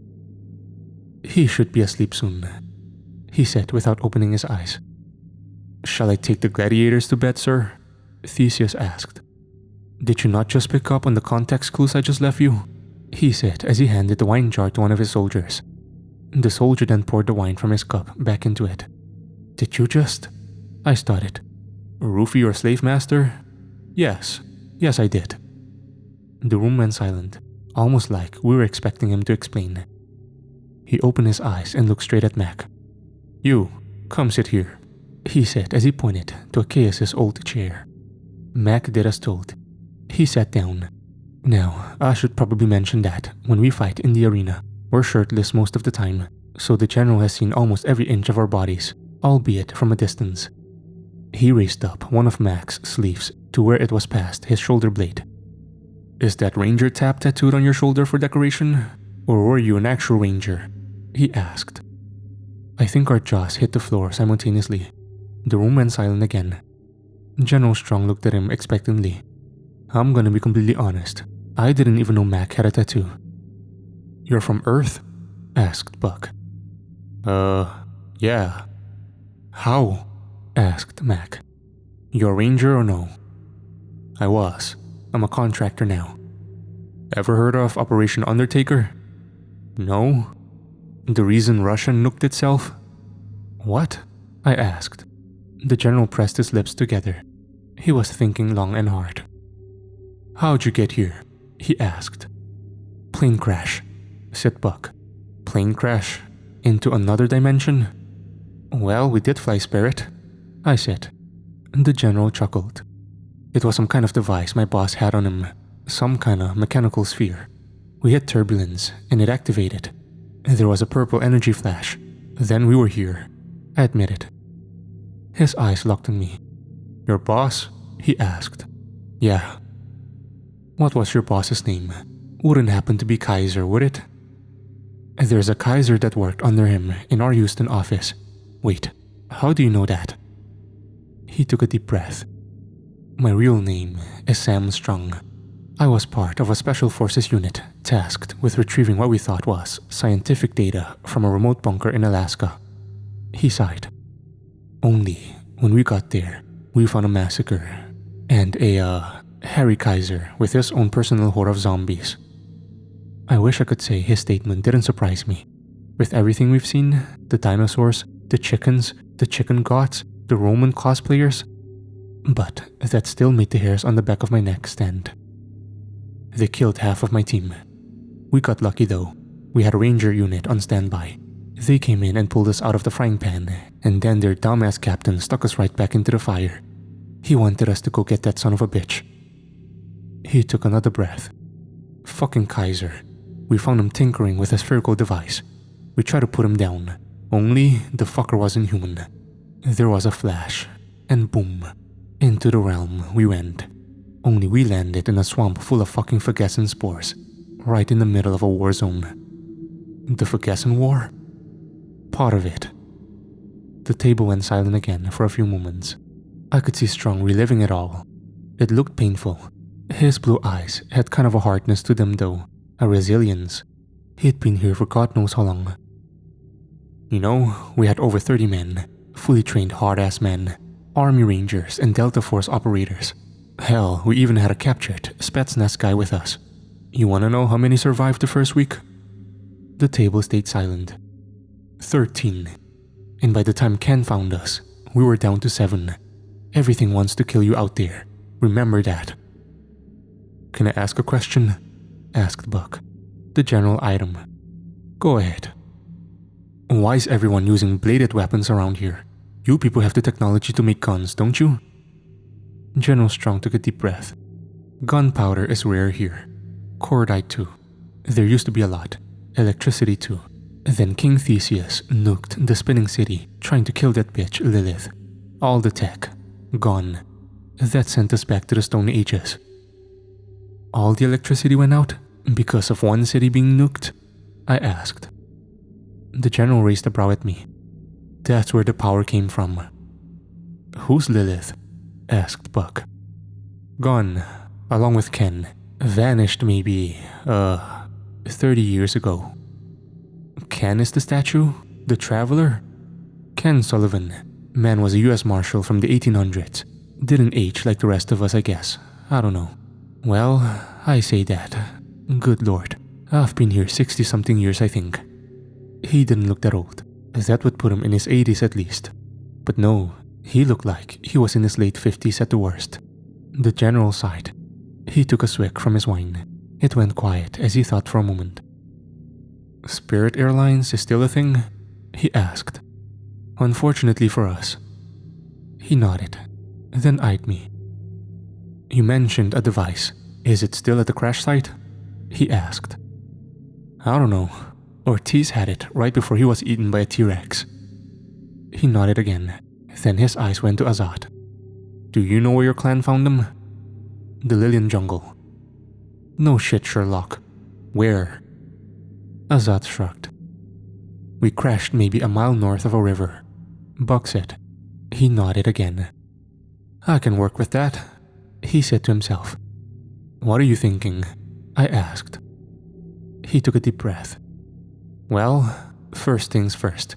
We gotta get you guys through the rest of your battles without dying. We all had some pretty serious, oh shit looks on our faces. He noticed this and sighed. As much as I love to set you free, it's technically against the law for me to buy slaves since I'm a general. And well, Achaeus has powerful friends. My hands are tied on that front. Plus, I know Achaeus. He wouldn't sell you in a million years. Then there's Emperor Leo. What about Emperor Leo? Asked Mac. The kid ain't exactly his father. He doesn't heed advice anymore. He's paranoid. He took a breath. I don't blame him, especially after what happened to the last emperor. Why is that important? Asked Buck. Strong stared into his wine as he swirled it around in his cup. He thinks I did it. Did you? Asked Theseus of all people. Strong shot him a look of full-on wrathful fury. The Emperor was my best friend. We trained together. We fought together. We ended up in this shithole of a dimension together. Solo was a good man, a good soldier. He didn't deserve it. He deserved a soldier's death, not to die in his sleep. The only reason I'm not in chains is because the Emperor can't prove I did it. But you didn't? I didn't. I don't know who did. I'm gonna find out though. He sounded so certain. After that, we were led to our lounging area, which was a step up from the cell we shared at the villa, all of us feeling a little more positive than before. The next day, we were taken back to the villa. I guess the lockdown had ended. Achaeus looked hungover. I guess the wine was strong with the full Bill Cosby treatment. Theseus trained us some more. Brooks was still injured. He still looked like shit, albeit a little better than before. I was training with Buck. I'd actually managed to trip him up using a wooden sword, which was pretty cool in my opinion. Buck was shocked. Mac laughed. Then Buck gave me a fist bump. 20 seconds later, he put me on my own ass. But it didn't really matter. A win is a win. It was as he was helping me up that Theseus walked up to us. He had a grim expression on his face. We could tell he wasn't happy. "Daniel Haddox," he announced as he held up a scroll. I could feel my breath hitch in my throat. "You are being recalled to the Coliseum tonight." I could feel my heart skip a beat or two. "Why?" "To finish your fight. And before you ask, no, yesterday's bout does not count toward your 22. "That's not fair," Buck said. Theseus looked at the ground. Words from Achaeus' lips. Emperor Leo wants to finish the event. We all knew what it really was. Achaeus had made a lot of money from our fights. Keeping me for an extra bout would add even more to his coffer. Greedy son of a bitch. By mid-afternoon, I was standing in the pit, again facing Sasha. She had a look of irritated fury across her face. I understood why. This was her 22nd battle. She should have been facing the final enemy. I held my sickle and shield tightly. My eyes drifted up to the Emperor, who was casually having a conversation with Achaeus. He wasn't watching us at all. That made me even angrier. My eyes found General Strong, who stood emotionlessly watching me with his arms crossed. He gave me a slight nod. I turned back to Sasha. "I wish it didn't have to be like this," I said. She eyed the Emperor as she knocked an arrow. "Don't worry, Haddox. You won't be the one to kill me. I had her dead to rights the day before, but okay." I read it myself as the fat man stood up to begin his announcements. The crowd bellowed. I remember taking a deep shuddering breath. I thought about training with Buck. I'd beaten him 1 second, and he'd beaten me the next. I wondered if she'd kill me this time, and my lucky streak. I looked into her eyes, my mind buzzing as the announcer screamed. "Begin!" Sasha aimed her bow at me.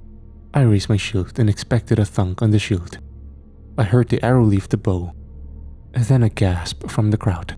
My eyes went large as the thunk never came. I lowered my shield to see her with another arrow knocked. The fat man fell off the suite balcony and onto the sand. She adjusted her aim and fired. The arrow sailed straight for Emperor Leo's chest.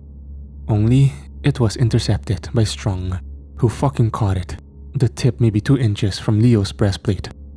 I could see Leo flash Strong an angry glance. Strong stood up as his men formed the shield around the Emperor. "Take her away, now!" There were suddenly dozens of soldiers marching out onto the sand. Sasha didn't seem to care. "You bastard! You son of a bitch! Liar! I hope you and your entire family are fucking taken by Ferguson spores!" She kicked and struggled as she was taken away, at least until one of the men cold-clocked her in the face. I could only stand there with my jaw agape. A hand landed on my shoulder. I flinched and turned to see Theseus. I followed him back into the tunnel. Then we went back home in silence. I'm sitting on my bed now, recapping the last 2 days to this journal. It's been a clusterfuck. I'm tired. At the very least, there's some hope now. In the form of an old man. We just gotta stay alive. Entry 10. I wish I had something happier to write about today. It's been about a month since that last entry. We've had a few fights.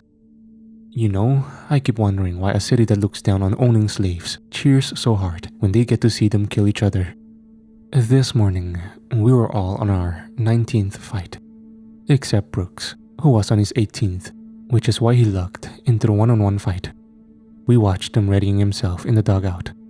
His opponent was a creature that Theseus had described as a demon vulture. I was expecting some kind of dinosaur. Theseus stood across from Brooks, both hands on his shoulders. "Remember, it's all in the mind." Brooks smiled. He eyed Buck. "What was that show we went and saw?" "Which one?" "The meanest dog speech?" Buck smiled. "The meanest dog you'll ever meet. He ain't a hound dog in the street. He bares some teeth and tears some skin. But brother, that's the worst of him. The dog you really gotta dread is the one that howls inside your head. It's him whose howling drives men mad, and a mind to its undoing." Brooks continued. "You remember the speech, but not the play?" asked Buck. Brooks shrugged. "Did you just quote Hadestown?" asked Mac. "Holy shit, Ranger is cultured," said Buck. Brooks laughed. I did too, even though I had no clue what they were talking about. What's Hadestown? I asked. It's a play based on the tale of Orpheus, said Buck. A beautiful tragedy, said Brooks. What's a dog? Asked Azad. We all turned and stared at him. I'm sure the looks in our faces were priceless. He smiled. It is a joke, he said bluntly. You have dogs here? Asked Mac. Yes, they make excellent meat. Pairs well with Hectron wine. My eyes went wide. I could see Belle's hand cover her mouth. It is another joke, he said with a smile. Holy shit, Azad actually has a personality. Where's that been over the last 8 months? A horn bellowed out in the arena. Brooks nodded at us as Theseus handed him the shield. Wait for me, he said with a laugh. We watched as he walked out onto the sand. The sun glimmered off his bronze-coated shield. He stopped in the center. The crowd cheered thunderously. And for his opponent, the new announcer bellowed. This one was a tall, skinny man with bright red hair in a booming voice.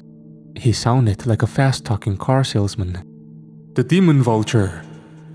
The gate on the other end of the arena opened. The creature's screech was deafening as it darted onto the sand. It looked like a giant bird pterodactyl hybrid. It had red skin with black stripes, or maybe it was black skin with red stripes. It stood about 15 feet tall, like a giraffe with wings. It tilted its massive head from atop its elongated neck. I would only learn through Mac exactly what the creature was. Quetzalcoatlus. It screeched loudly as its eyes found Brooks. Those eyes, yellow and full of raw hatred. Its black beak opened wide as it charged, zipping across the sand on all fours, using its folded wings as its front legs. I won't lie, I was about ready to shit myself. It was on him in a blink, its massive beak pecking away. Brooks managed to evade with a sidestep, slashing as he did so. His blade glanced off the giant bird's beak.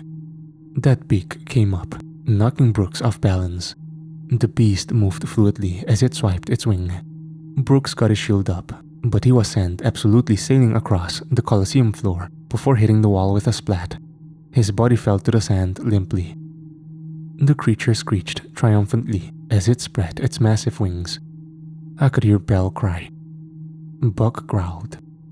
The creature went skyward, then it fell upon Brooks. I hope Brooks died from the impact. Watching that creature pick his body up and swallow it whole will give me nightmares for the rest of my life. Theseus stared at the ground. My eyes caught Achaeus, who sat next to Emperor Leo again. Achaeus laughed. That son of a bitch was laughing at something that Leo was telling him. I gritted my teeth as I began to pace around. My blood was running hot. Buck was sitting with his back to the sand. He leaned against the bars that led out into the arena. Mac only stared on. God damn it, Mac said. He's fucking laughing. Our friend just got eaten, and the man is fucking laughing. I complained. Buck turned and looked. Where's General Strong? He asked. There was a raid on one of our colonies at the edge of the Lilian jungle yesterday. He is investigating with his cohort, said Theseus. We could hear the game masters trying to corral the now well-fed beast in the arena. We were next, the 5 of us versus something called a swamp hawk. Theseus had armed us all with these super long spears. That would have been useful for Brooks. I can remember asking Theseus why Brooks didn't get a spear later on. Theseus looked at the ground, like he knew the answer, but didn't really want to say it out loud. Truthfully, I think we all kind of knew. Brooks had been slower since his injury. I think Achaeus noticed. He wanted us all to finish together, and he didn't think Brooks had what it took. He'd wanted Brooks to lose. It made sense, but it didn't. I mean, keeping Brooks on if he kept winning would mean he'd be able to fight on the last grand battle, right? More profit for Achaeus? But Brooks was never the same after he'd been injured. Hell, I beat him in training consistently until that day. You could always tell he was in pain, and I'd curse the monstrosity that did it. Alright, Theseus said, snapping us out of our grief. The gate raced. My thoughts raced as I looked up at the silver point of my spear. It glinted in the sunlight. Not a word was said as we stepped out onto the arena floor. The new announcer's voice boomed over the crowd. Representing the House of Achaeus, one of the finest groups of gladiators that Remulus has ever had the pleasure of witnessing, our Emperor Leo gives you the Dogs of Achaeus. The Dogs of Achaeus? Asked Mac. To be frank, it sounded stupid as hell. Achaeus' ego was on full display. And today, in their 19th battle, they face... The gates on the other end of the arena opened. I could hear the shrill squeal of the beast, the heavy breathing. The beast that terrorized the Vergessen themselves, the devil of the swamplands, the Swamp Hog. The creature that burst through those doors was massive. It was a hog, alright, one that was about the size of a rhinoceros. It had 2 massive tusks that curled out of its mouth. Its hide was a swamp green and covered in a mossy-like substance. It squealed loudly as it stomped out into the arena. Shit, Buck pronounced when he caught sight of it. What? Asked Belle. You ever pig hunted before, honey? I mean, I fucked a cop once, she replied. Mac and I looked at her. Her eyes stayed on the pig that was pacing back and forth as it sized us up. We had fanned out, our spear points aimed at the creature. Pigs have thick hides, real strong skulls too. We need to stick them in the sides, Buck said. Agreed, Azad replied. The pig zeroed in on Mac. I don't like that look, Mac said. We'd basically stood in a line in front of it. We'd spread out maybe 10 yards apart from each other. The pig squealed as it charged. I could hear Mac curse as he lowered his spear. I closed in on one side. Buck did the same to my left. The pig was fast as hell. It also stunk to high heaven. I couldn't tell if it was swamp water or shit or both. Mac dove to the side as my spear landed in the pig's ribs. Buck's did as well. The pig yelped in pain as it thrashed to one side. Buck narrowly avoided taking a tusk to the leg, but he lost his spear in the process. My dumbass forgot to let go and was tossed when he thrashed. My spear came with me luckily, the silver tip now seeping with crimson. I rolled through the sand before getting to my feet. Flashes of pain went through my body. I looked up to see Azad yanking his spear out of the beast's other side, then Belle thrusting hers in. The creature thrashed, but Belle was smart, letting go of the spear and diving out of the way. Azad then thrust again. This time, it landed in the throat area. The beast cried in pain. Then came Mac's spear. The crowd went crazy. I felt sick to my stomach. The beast's movements became less chaotic and more labored. This wasn't a fight. It was a slaughter, and the crowd fucking loved it. I can remember feeling kind of in a daze. I thought of their cheers when Brooks was swallowed whole by the fucking dinosaur. I felt shame. Shame for having begun to feel pride for surviving all of this. Shame for becoming good at killing. I suddenly missed my daughters again. I wanted to be home again. I was suddenly brought back to the present by Belle's voice. Dan? I snapped to see the boar charging at me. It was more a sad trot. I could see the thing's eyes. It looked afraid and hurt. I gritted my teeth. It swiped its tusks at me. I sidestepped and spun before jamming my spear into its neck. Blood spewed out like a fountain. I found myself drenched in the warm iron-tasting liquid. The creature finally went limp. The crowd went wild. I looked up at Buck. He smiled at me. You got a little something on your, everything. I pressed my lips and sighed. Buck seemed to know what I was thinking. He put his hand on my shoulder. 3 more. Then we go find the crash site. We just gotta keep pushing. Brooks would want that. I nodded without another word, my eyes finding Achaeus in the Emperor's suite. He locked eyes with me. He had kind of a stern look in them. But that wasn't it. There was malignancy in those eyes. We weren't people to him. We were tools to make a profit. And I had a weird feeling at that moment that he wasn't just gonna let us get through the next few fights. We returned to the villa that evening after being forced to basically be on display for the masses. It's weird having fans. It's disturbing that some of them are children.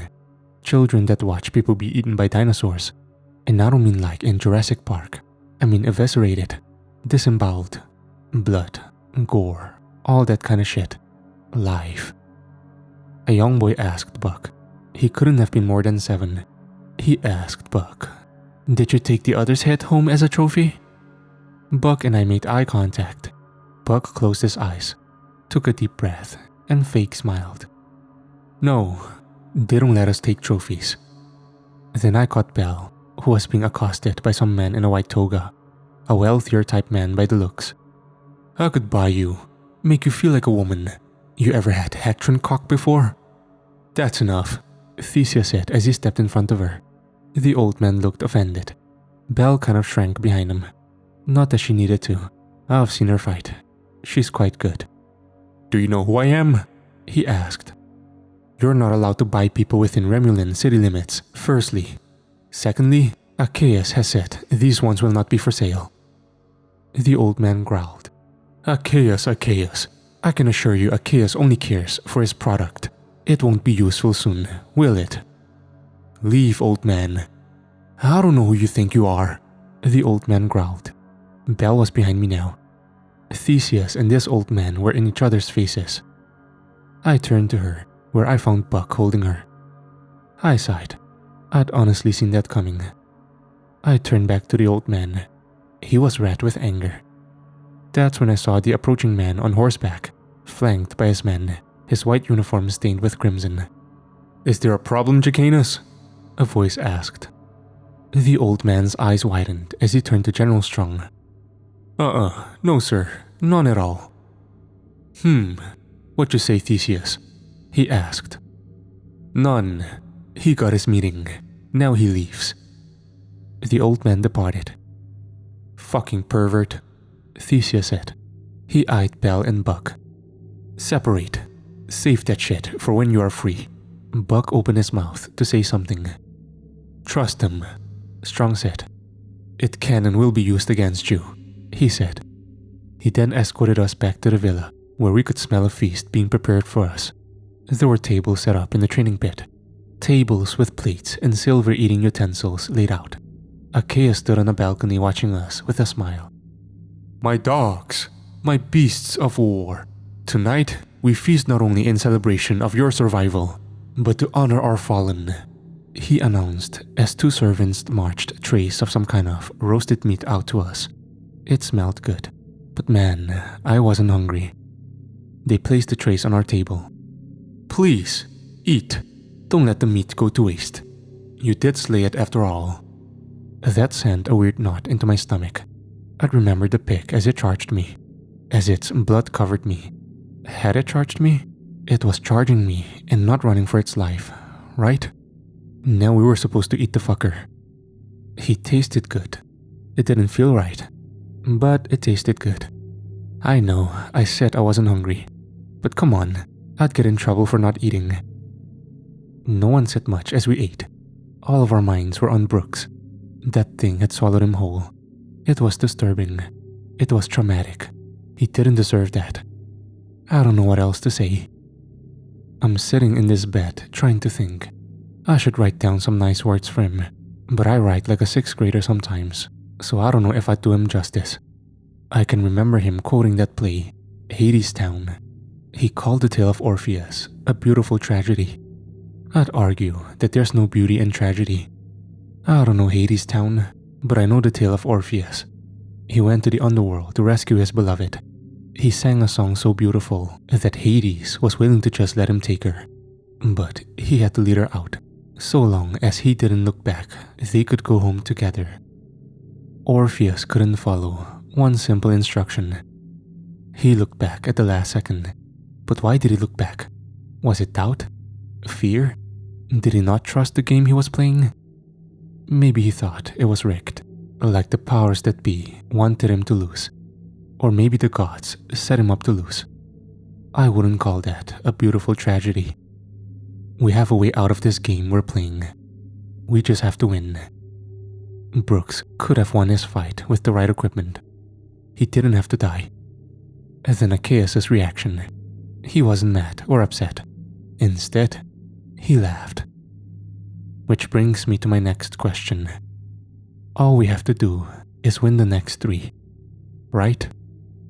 Why do I get the feeling though that a chaos is going to make it harder than it should be?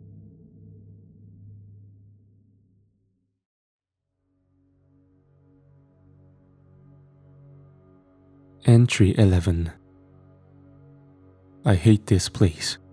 I don't know what kind of god would create a place like this. Where do I even start? It's the day before our second to last battles. We were awoken by Theseus at sunrise and led out onto the training yard.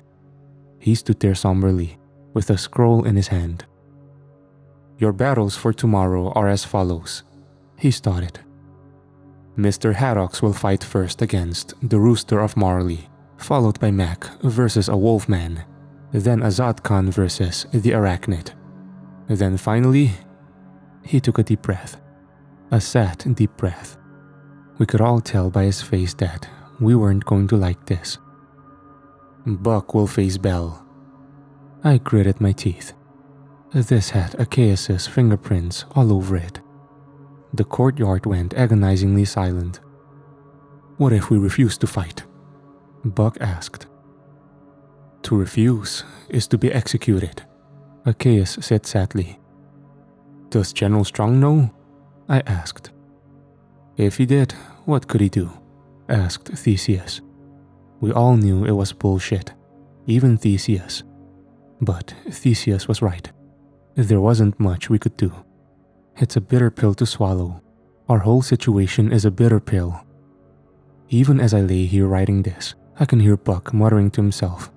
I can't really understand what he's saying. I don't think he's gonna go through with it. Fighting Bell, I mean. I don't know. We shall see. Entry 12. Today was hell. This place is hell. I don't know what else to say. Let me just start with the journey up, I guess. It had been quiet leading up to it. I don't think any of us said a word on the way to the arena. I could see Buck glaring at the back of Achaeus' head as he rode on a horse ahead of us. I couldn't blame him. We all wanted to kill the man. We were stopped just before entering the city by a checkpoint manned by several soldiers. A young one hailed our owner. Master Achaeus, he greeted. Is there a reason for the checkpoint? Achaeus asked. Reports of a Vergessen spore outbreak in the Valley of Greyguard. Can't be too careful. Achaeus groaned. Please tell me we won't have to strip. Did you come from the Valley of Greyguard, Master Achaeus? No. Then move along, he said as he waved us through. I wondered what he meant by Vergessen spore. I knew Sasha had said something when she had tried to put an arrow in Emperor Leo's heart. I'd also remembered General Strong mentioning a Vergessen war, and Dr. Kaiser, and zombies, and a gunslinger. I don't know, man. Actually, thinking about what Achaeus said, about us possibly having to strip, I wonder if the Vergessen spores turned people into some kind of zombie-esque creature. Maybe they were looking for bites. That's just what we need. Zombies and dinosaurs. Oh, and dragons. Let's not forget, they mentioned that recently. Anyways, I'm rambling. I stayed silent all the way up until I was standing on the sands with my sickle and shield. I missed all the preamble and shit like that. The crowd was loud. The gates opened and the Rooster of Marley came strutting out. I'd later learned that the creature I was facing was a dinosaur, a big red theropod that not even Mac could identify. It was maybe 10 feet tall and had a mouth full of sharp teeth. It honestly looked like an oversized raptor from Jurassic Park, but red. It screeched as it saw me. I readied my shield. It charged in fast. It took me all but 2 seconds to realize that this thing was fast. This thing was aggressive. And this thing was dumb as hell. It leapt up into the air. I had to dive out of the way to avoid its obsidian claws. The creature's head snapped in my direction. It hissed at me. I gritted my teeth and readied my shield. I guess it didn't like this as it charged me again. I took a step forward and bashed its head with the front of my shield, but the thing was heavier than I was expecting. It straight up ran me over. Things started happening quick. I was tangled in the beast's legs as it tried to slash at me with its claws. I desperately swiped my sickle at the nearest ankle. Imagine my shock when the foot came off completely. It howled in pain. Blood went everywhere as the creature fell on top of me and began flailing. I started wildly swinging my sickle again, driving the point into whatever flesh I could find as we struggled. I did this while screaming bloody murder as I slashed over and over again. By the time the creature stopped moving, I was covered in blood and breathing heavily. The creature was dead and still on top of me. It took a moment for me to crawl out. The crowd was silent in agonizing anticipation. Then I stood up, and they went wild. Theseus clasped his hand on my shoulder as I was escorted back into the staging area. "You did well," he said. I didn't feel any pride, just burning hatred. For this place, for Arceus, maybe even somewhat for Theseus. I walked up to the window where we could see the next fight.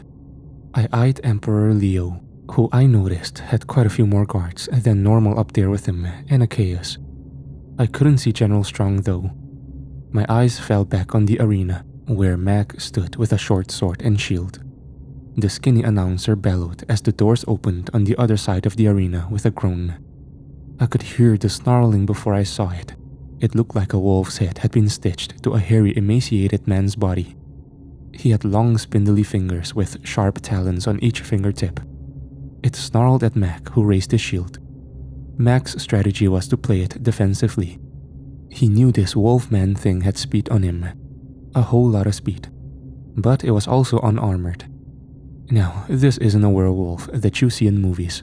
It was the spawn of an actual werewolf, if the tales are true around here. But it wasn't nearly as powerful. You didn't need silver or anything like that, just a well-placed blade. The wolfman tore forward, a dust cloud behind it. It slammed into Mac, who lost his balance and landed flat on his ass. The creature roared as it slashed at him. He barely got his shield up in time before thrusting his sword at the creature like a scorpion. The creature sidestepped and slashed again. It caught Mac's forearm. He grimaced, but didn't drop his sword. His blood painted the sand. The creature closed in, startling Mac now. It brought another downward swipe of its clawed hand, which was deflected by the shield. Mac then proceeded to kick the fucker square in the balls. It whimpered loudly. This was exactly the opening Mac needed as the creature danced in mixture of pain and rage. He slashed the fucker's head off. The crowd went wild at that, their thirst for bloodshed satiated for but a moment. Mac didn't say a word either as he was escorted back. We were all upset. We all dreaded what was coming. Azad walked out and nodded at Mac as he did so. I wish Azad's fight was more, cinematic, but the man killed the arachnid in around 12 seconds. The arachnid being a human with 8 arms. It wasn't fast though.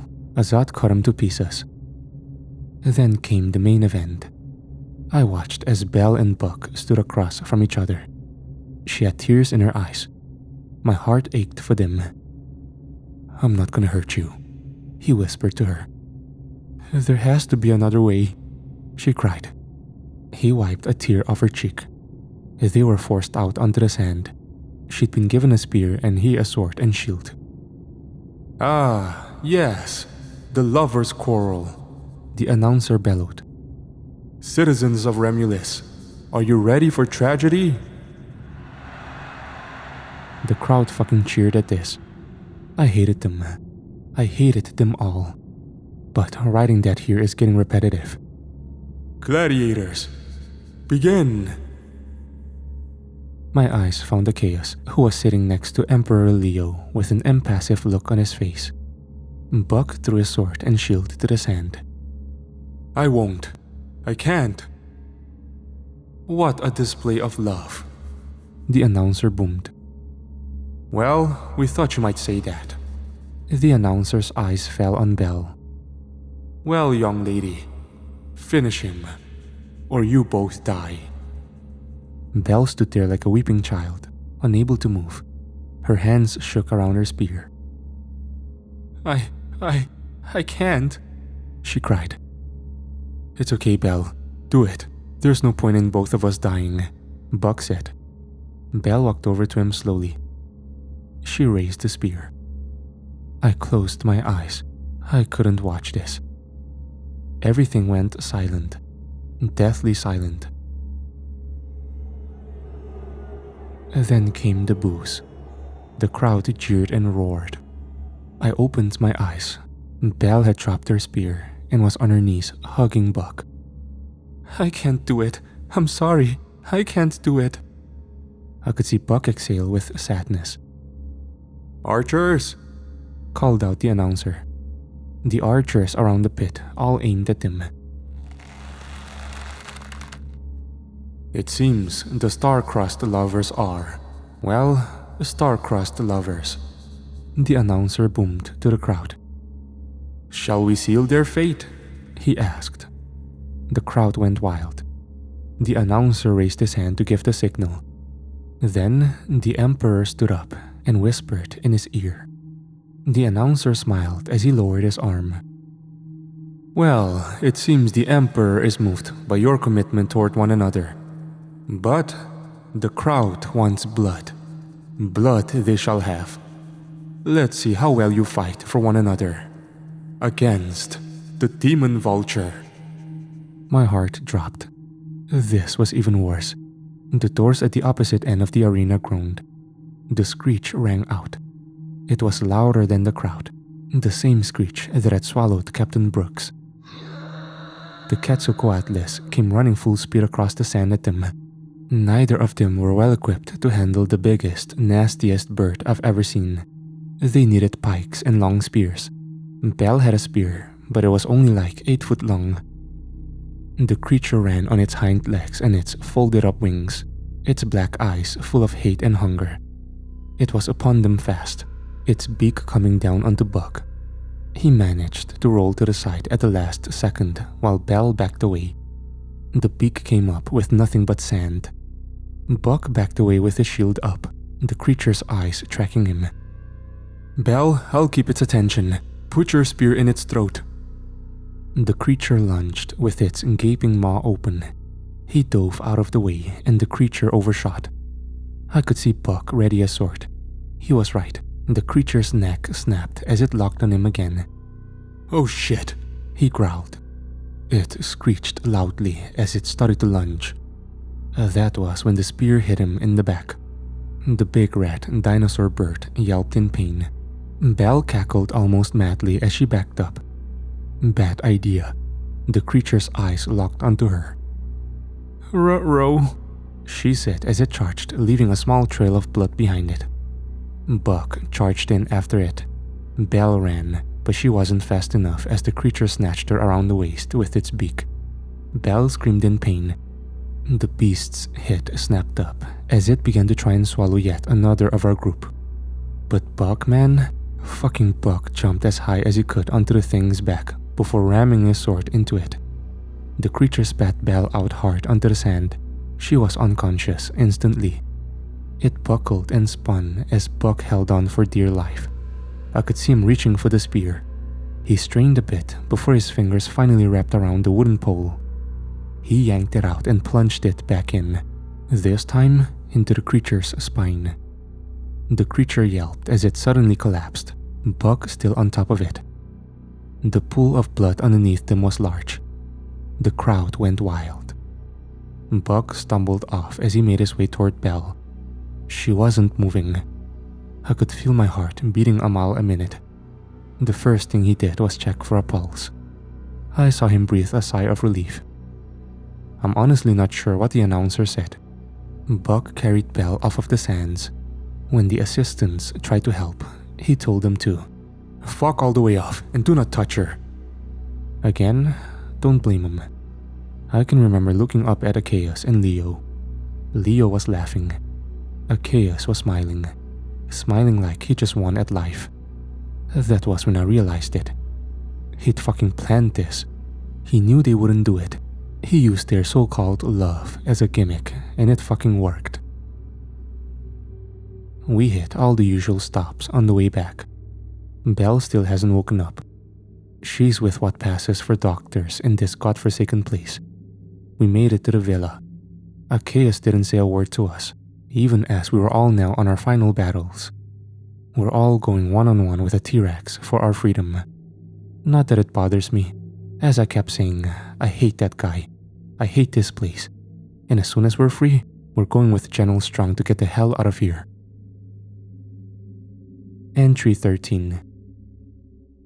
Well, a few things have happened since my last entry. It's been about a week. I'm sitting in the training yard right now. Belle finally woke up.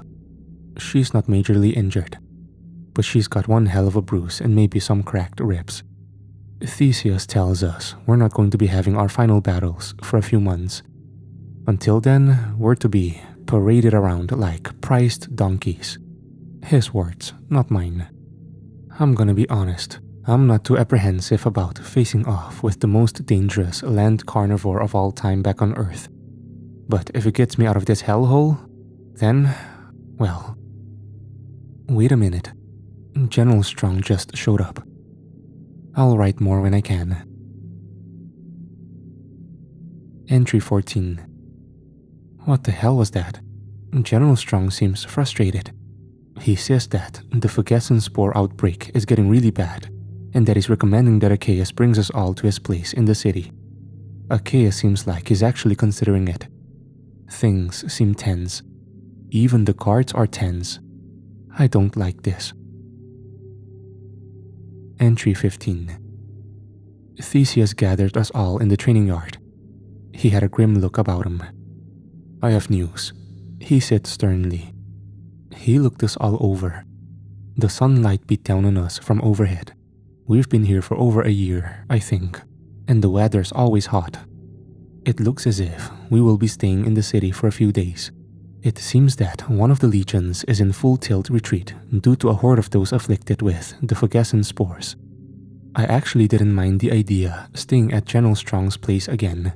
Only this time, the general would not be joining us, as he would be using our villa as a kind of base of operations to defend the outer perimeter of the city. I still don't have the details of what their plans are, but I'm gonna be completely honest. Part of me wants these afflicted to kill almost everyone in the city, after all we've been through for their amusement.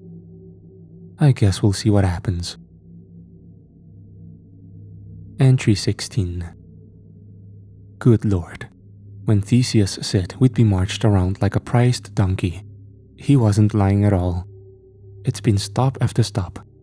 Growing up, I never thought I'd have so many fans. Fans. Is that what they really are? After all, they'd only cheer if I was eviscerated. Let's be real, we're all completely replaceable. I mean, shit, we will be replaced once we get through the next round. It's like the finale of the bloodiest reality TV.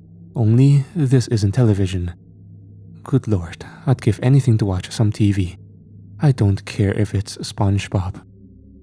I wonder if Sonia still watches SpongeBob. Man, I miss my daughters. I hope they're alright. The ex-wife too, as much as that pains me to say. I wonder what they think happened to our flight. Probably that Spirit Airlines fucked something up. Staying at General Strong's complex has made it very easy for us to go promote our final battles. They don't even put us in the cage wagon to take us out. If we were any smarter, we'd make a run for it. Although I doubt we'd get far. Entry 17. General Strong's forces made contact with the horde of Fugescent afflicted on the outskirts of the city last night. We only know this because we could actually see the battle taking place from the rooftop of his villa. Here, let me start at the beginning. Mac and I were training with the lances we'd be using in our final bouts. They're around 15 feet long and sturdy as hell. General Strong doesn't really have a training yard, so we were on the rooftop training under twin full moons. The villa is situated 3 blocks from the city walls. We can see clear over the walls and maybe a mile or two out. The land surrounding the city is mostly grassy fields peppered with bushes. Then there's the dirt road that leads to Achaeus' villa, where General Strong was staying with his men. I was working on my thrusting technique. Right for the throat, was the phrase Theseus had used. Theseus had supervised us. It was him who saw it first. The fires, I mean. They were in the direction of Achaeus' villa. Several trenches suddenly burst into flames. This caught our attention. On our side of the trenches stood several columns of strong soldiers in tight formations. Archers were lighting flaming arrows. I couldn't really see the horde. They had to have been almost a mile away, maybe over. The archers let loose a hail of arrows that arched across the night sky. It was when they came down that we could see them. Thousands of shadows, 'cause that's all they were from this distance. The arrows rained down. I don't know if any died, or how many. I know the soldiers fired 20-ish volleys before we could see the shadows at the flaming trench. The soldiers started pulling back. I could hear a horn in the distance. The shadows seemed to stop at the trench for a moment. I could make out that they'd formerly been people. That was it. They shambled into the trench, slowly smothering the fire as they did so. Only the trench was deep and wide, so this actually took a good few minutes and must have killed a mountain of them. I could make out the formations reorganizing close to Achaeus' villa now.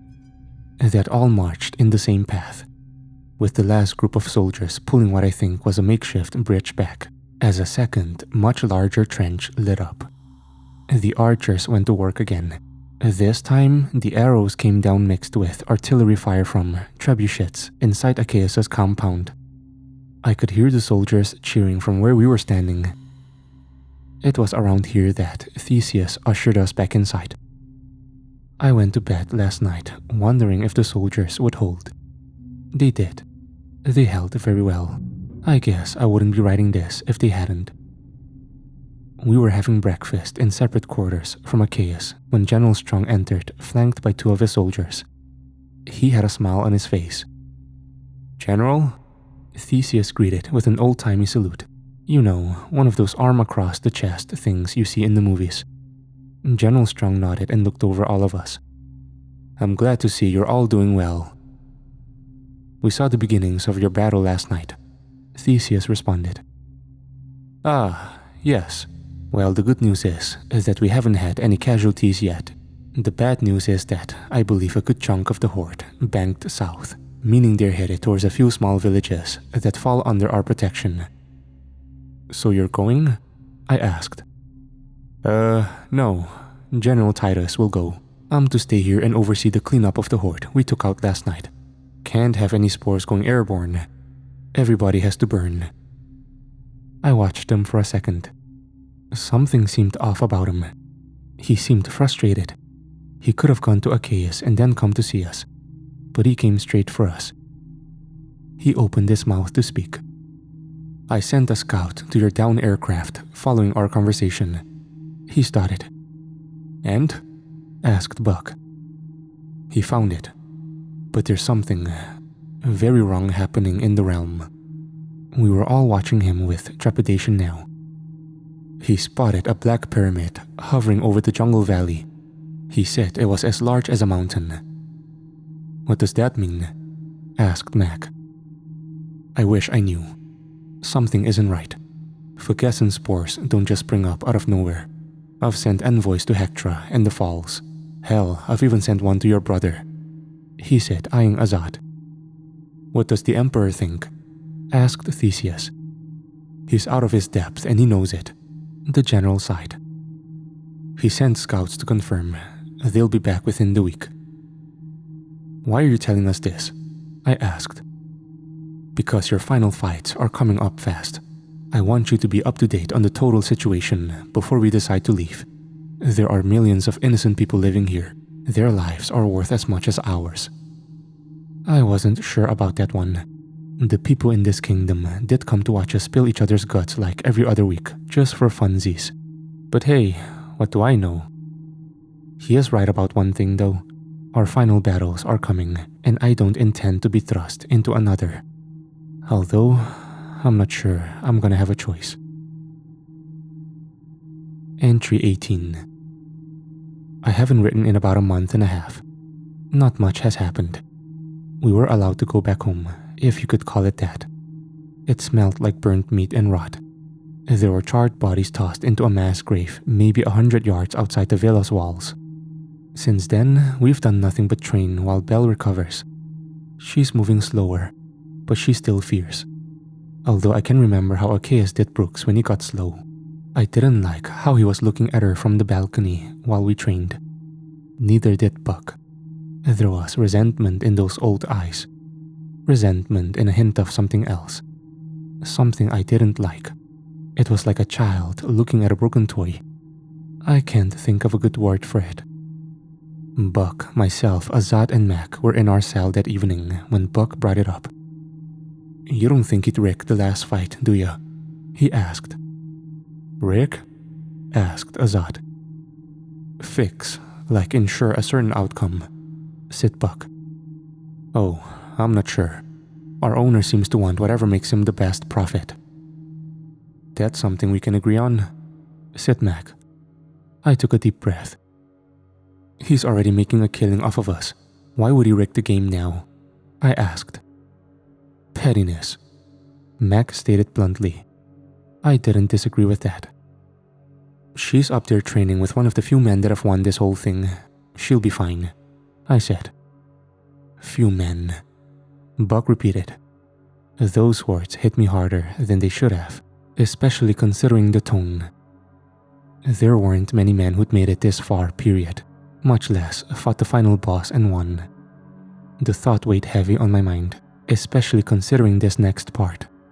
The odds of all of us surviving the final battle were slim to none. Someone in this room is going to die. Maybe more than one of us. I know we were all thinking about it. The silence in the room was deafening. It hung in the air for what felt like an eternity. Then came Azad. "I have a son," he said softly. We all looked at him.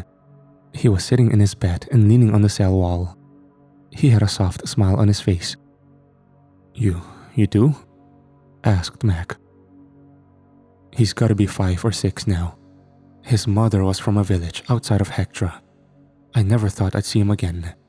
But once I finish this fight, perhaps I'll go find him."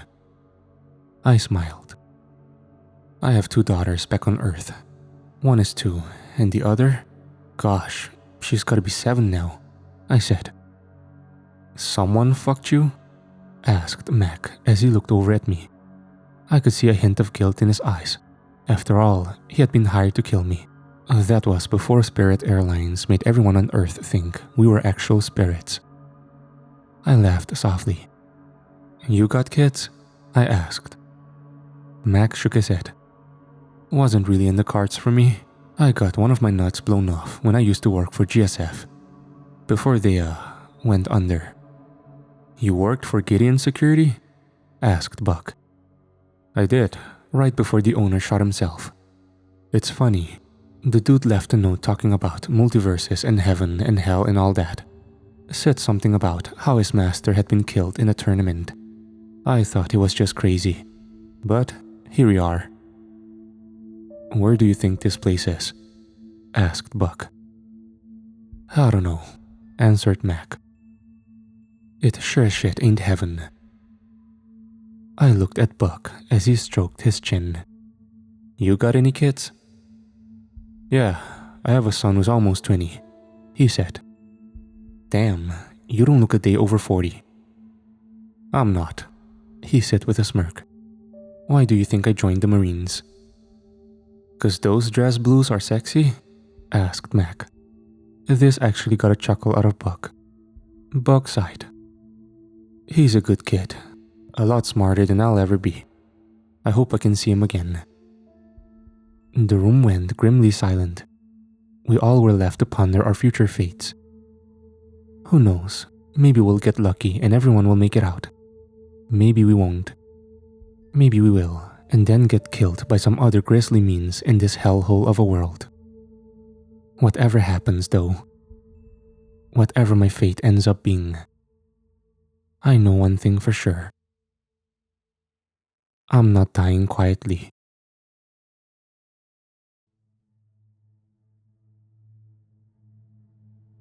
Entry 19.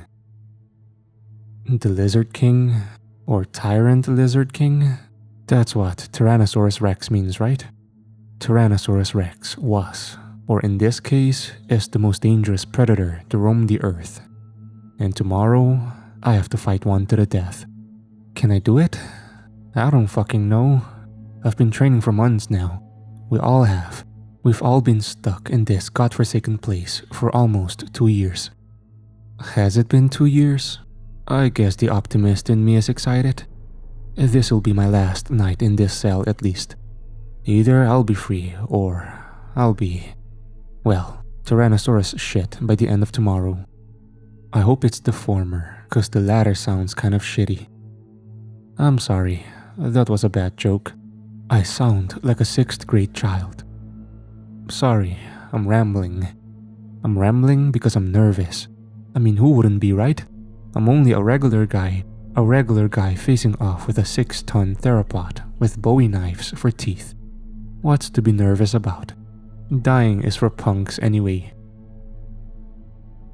Entry 20. We were awoken at the ass crack of dawn by Theseus banging on our cell with a spear. He had a proud smile on his face. Wake up, my friends. It is time. We went through our morning routine without a word. We already knew the order of the fights. First it was Belle, then Buck, then myself, then Azad, then Mac would close off. Or that was what we thought anyway. I'll explain that in a minute. Breakfast was largely silent, other than Azad's loud chewing of whatever kind of grease-cooked meat we were being served. It tasted like beef, but there's no telling. It wasn't bad, especially since it may very well be our last meal. We ate silently. My eyes caught Theseus up on the balcony of the villa, speaking with Achaeus. I couldn't hear what they were saying. I looked back down at everyone. Belle and Buck were sitting close together, while Mac watched them closely. Azad was going to town on his food. So, do you guys remember when Achaeus brought us and mentioned Buck and Brooks would make good breeders? Buck eyed him maliciously. Yeah? Have you done much breeding? Mac asked with a grin. Dude, come on, I said. Mac looked at me and smiled. What? This may be our last meal. I don't want to spend it thinking about Buck breeding anyone. This actually made Belle laugh, which actually sounded pretty good. We made small talk as we finished our meal. Then we were loaded into the cage wagon and taken to the city. I've stated previously that we were paraded around like prized donkeys. This was on another level. Once we hit the city, it was quite literally a parade. The cobblestone streets were covered in rose petals as cheering fans screamed our names from the streets. General Strong had his men holding the crowd back. It was an odd feeling. I still can't decide how I felt. These people were cheering for us. They'd watched us kill our way to get here. We were celebrities by all intents and purposes. But we could die today, and they'd just find someone else. They'd be sad maybe for a day, and then move on. We reached the Colosseum and were offloaded. Theseus led us to the staging area, where General Strong stood alongside the Emperor himself. Achaeus hurriedly kissed the man's ring like the pompous ass-kissing prick he is. Ah, if it isn't Achaeus and his hounds. The room remained silent. The Emperor smiled almost nervously. Have you told them yet? Achaeus smiled. I have not. I wanted the honor to be yours. Ah, the Emperor said with a large smile. Told them what? Asked Theseus. Your path to freedom has become easier. I could feel my heart tremble at this. What do you mean, easier? Well, easier and more difficult. You see, General Strong tells me you're from Earth. Yes, I know what Earth is. My father was from there. Also, you're not the only ones who've ended up here. He also tells me your aircraft was attacked by a pack of lizard kings after you arrived. And boy, do we have a surprise for you. I eyed Buck, then Mac. I could feel the tension in the room. We found them, and now since there are technically only 3 of them, and well, 5 of you. Chaos and I have come to an agreement. Instead of one-on-one battles, we're going to let you 5 face all 3 at the same time.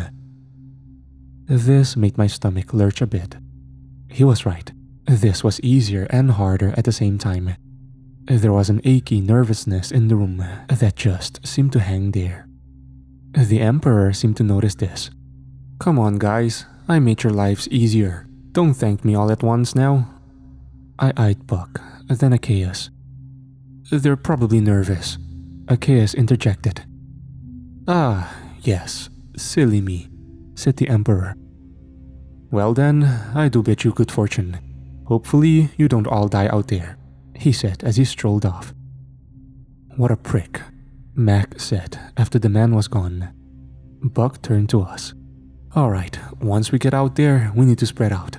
These things weigh multiple tons. If we're bunched together and one falls... Like a buck, Azat finished Buck's sentence.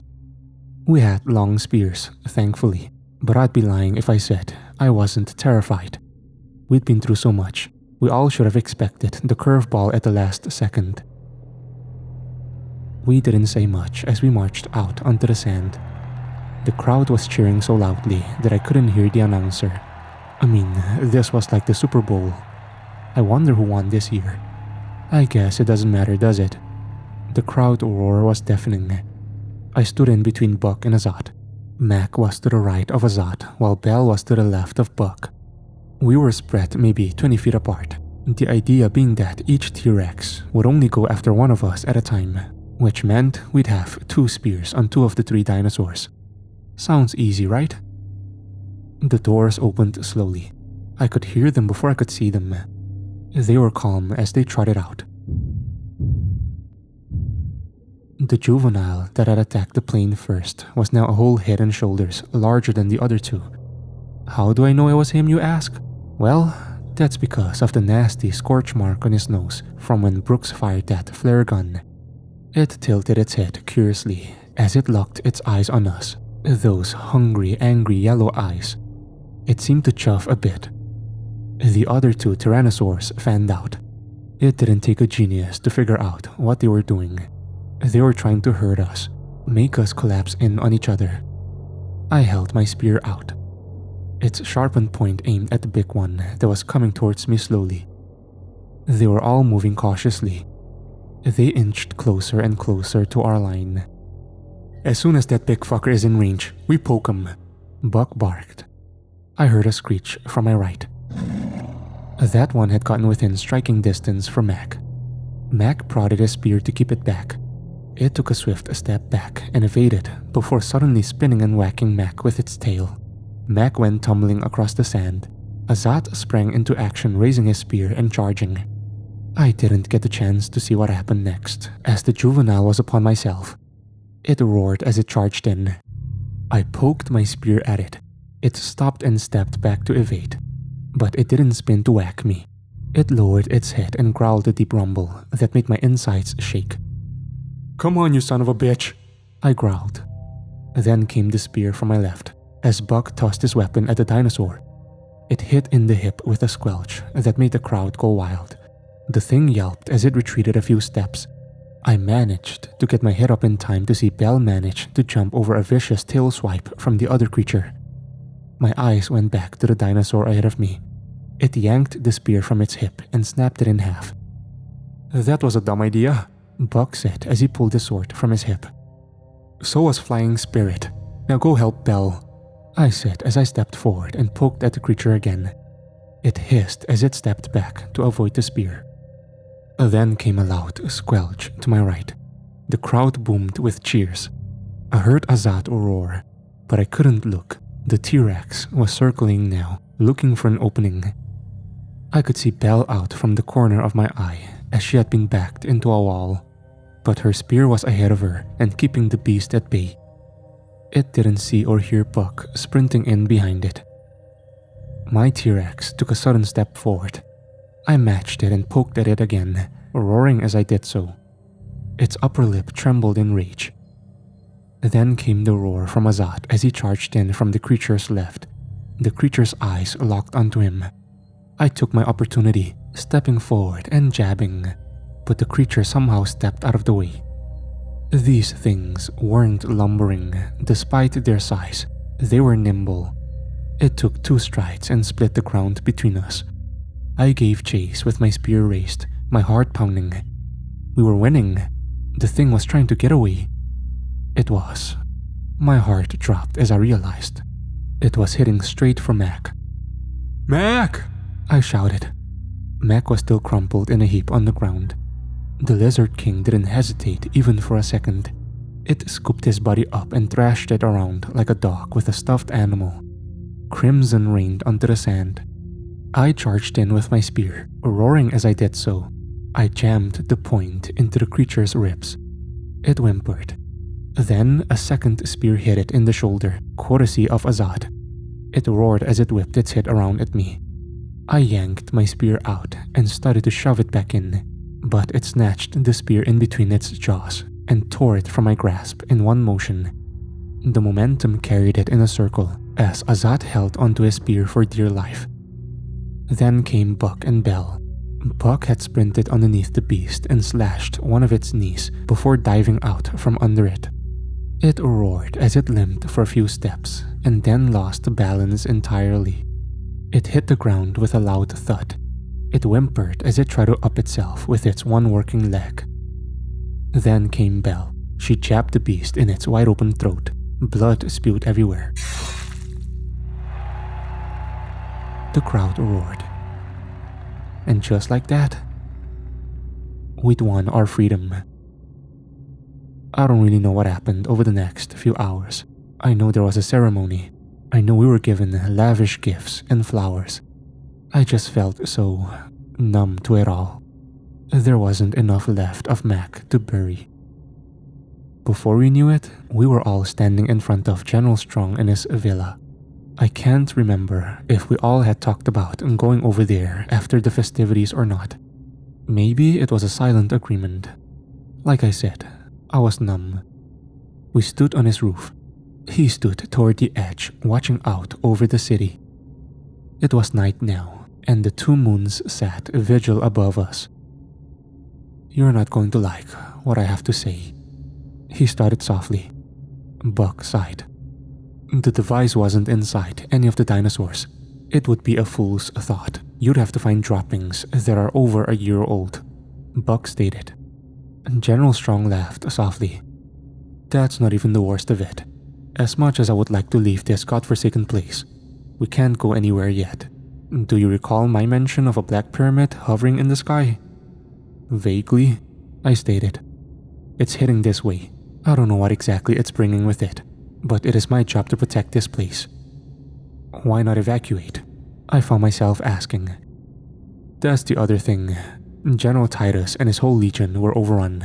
Our scouts say the infected have blocked all routes to the north, east, and south. The pyramid approaches from the west."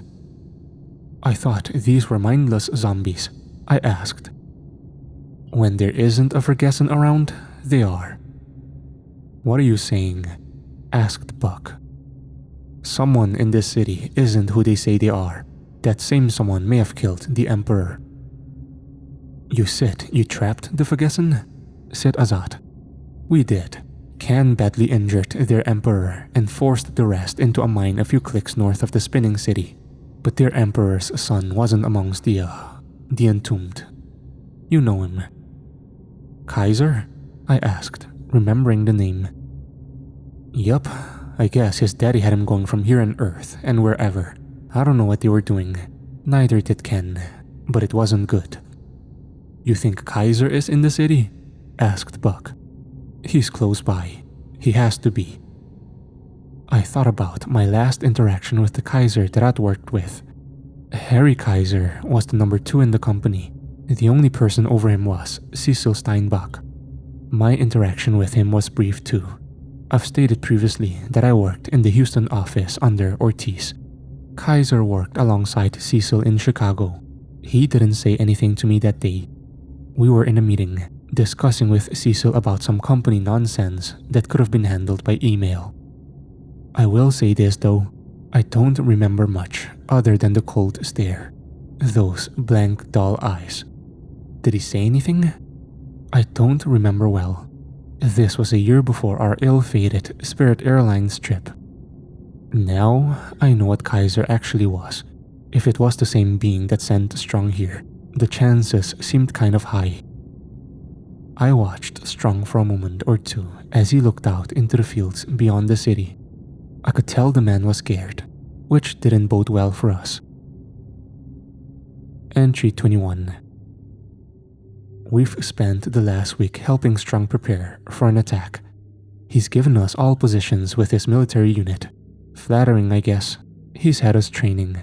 You'd think the combat would be similar to the arena. It isn't. We're not used to fighting as part of a massive unit.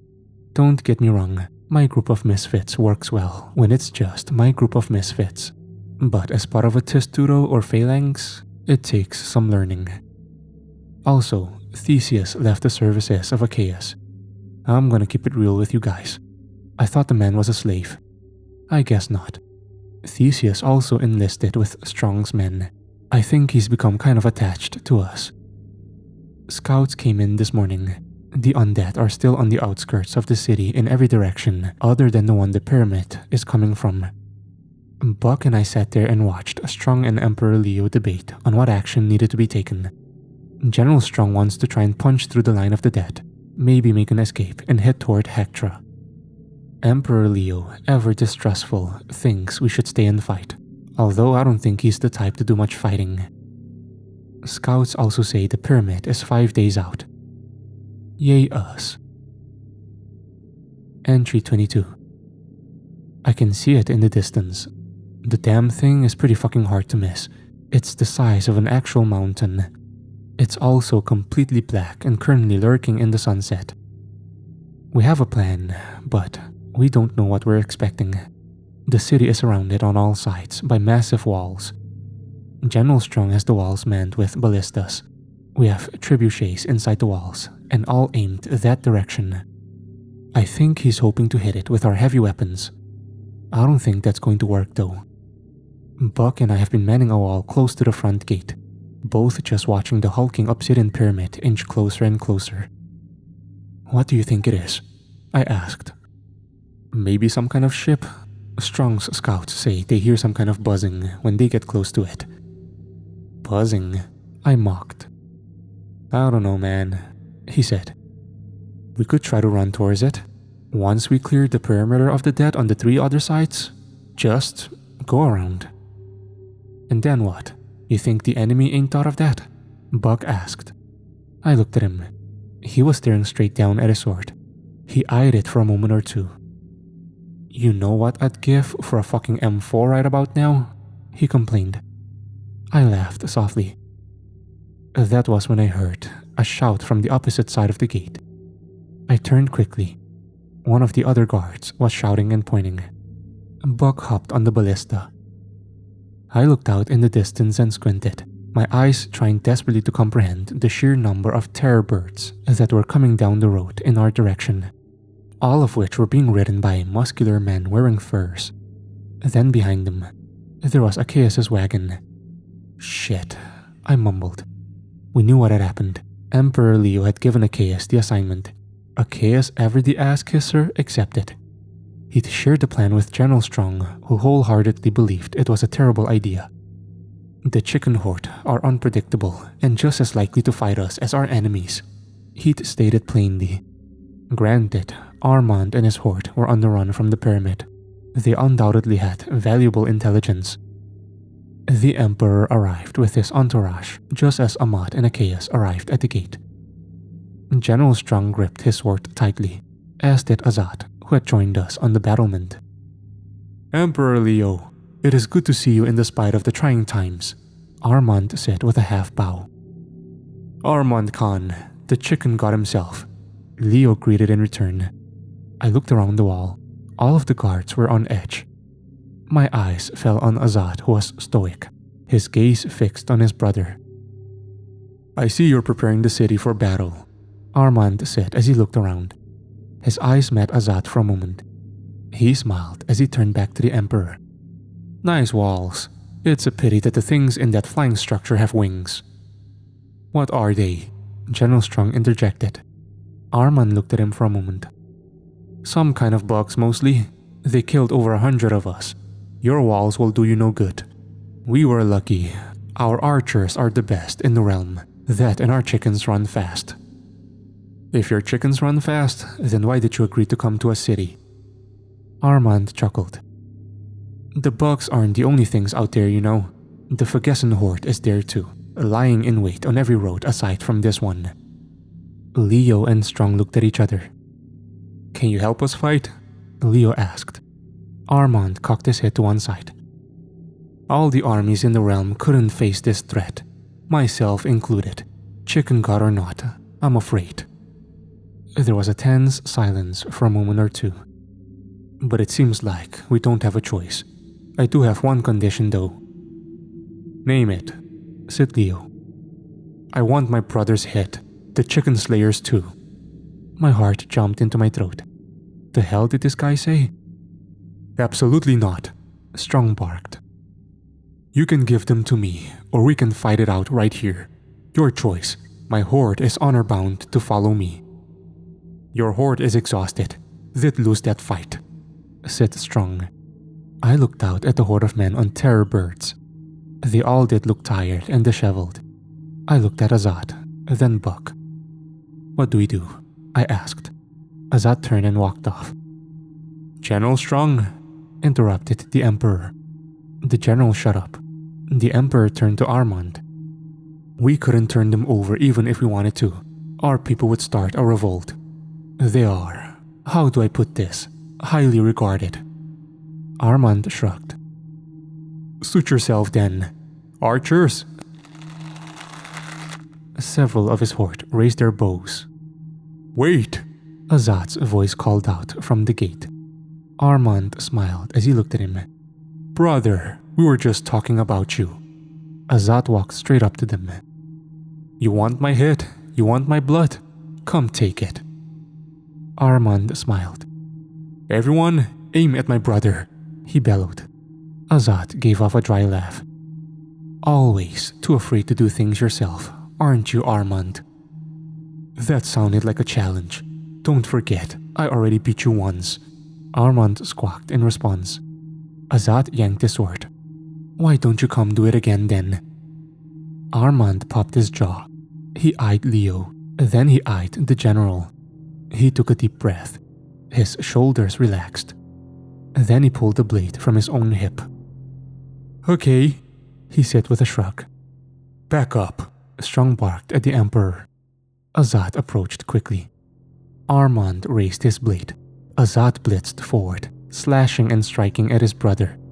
Armand parried the first blow, then dodged the second. But the third caught him right below his eye. Armand backed up a few paces, his finger touching the blood dripping down his face. You dare bleed the chicken god? He raised his sword and went on the attack. But Azat was ready. Armand launched a downward strike that Azat sidestepped before decking his brother in the nose. Armand stumbled backward again. When did you get so fast? Armand growled. But Azat was already in front of him, drop-kicking the chicken god in the chest and sending him tumbling across the ground. Azat sprang after him, getting his boot on Armand's blade and putting his sword to the chicken god's throat. I've been waiting for this, praying for this, dreaming of this, to have you dead to rights, after everything, after you killed our father, after you killed my son. My eyes went large. The way Azat talked about his son before made it sound like he was alive. But that poor man. Armand scowled up at his brother. You were never strong enough to lead the horde, and our father knew it. But now, I see the time spent in the arena did you some good. Azat scoffed, and then simply beheaded his younger brother. The world fell silent. Azat looked out at the exhausted chicken horde. He raised his brother's head to the crowd. The chicken god is dead, he bellowed. They all started dismounting their terror birds. Each one knelt. Long live the chicken god, Buck said with a smirk. That was mighty convenient, I said. Buck sighed. You're not wrong. I looked out in the distance at the pyramid. It still casts a massive shadow over the horizon, inching closer and closer, all the while bringing death and despair. Entry 23. The civilians were hidden underground. By civilians, I mean the women and children. Everyone else who could fight was out there manning the walls or digging trenches. Although, I don't know what they were expecting. The men of the chicken horde that was willing to talk to us gave a better rundown of what we were expecting. Basically, the pyramid was loaded with dog-sized wasps that when they sting you, they lay eggs inside your body. A few minutes or hours later, you've got a bug exploding out from your body in a way that would make a xenomorph blush. That's not all though. They also told us that those who die by the sting also become Fugassen infected, which, that sounded like a fucking horrible way to go. We had a plan though, not a very good one. Strong had his men digging narrow trenches and planting spikes, saying it would be good cover for the first phase. We actually covered the city wall in spikes. There were 3 trenches set up around the city, 2 for cover and the 3rd for a nasty surprise that I'll get to in a minute. At one point, I was helping dig some on the north side. I turned around and happened to glance into the woods. I'd seen movement. I swear, I almost pissed myself. The dead, or I guess the Fugassen infected, were just standing there in the tree line staring at me.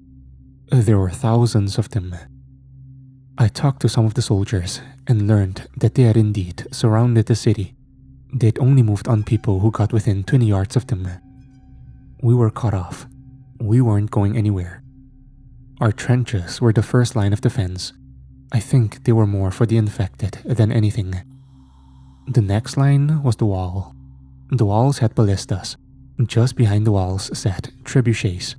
We weren't like the North in the last season of Game of Thrones.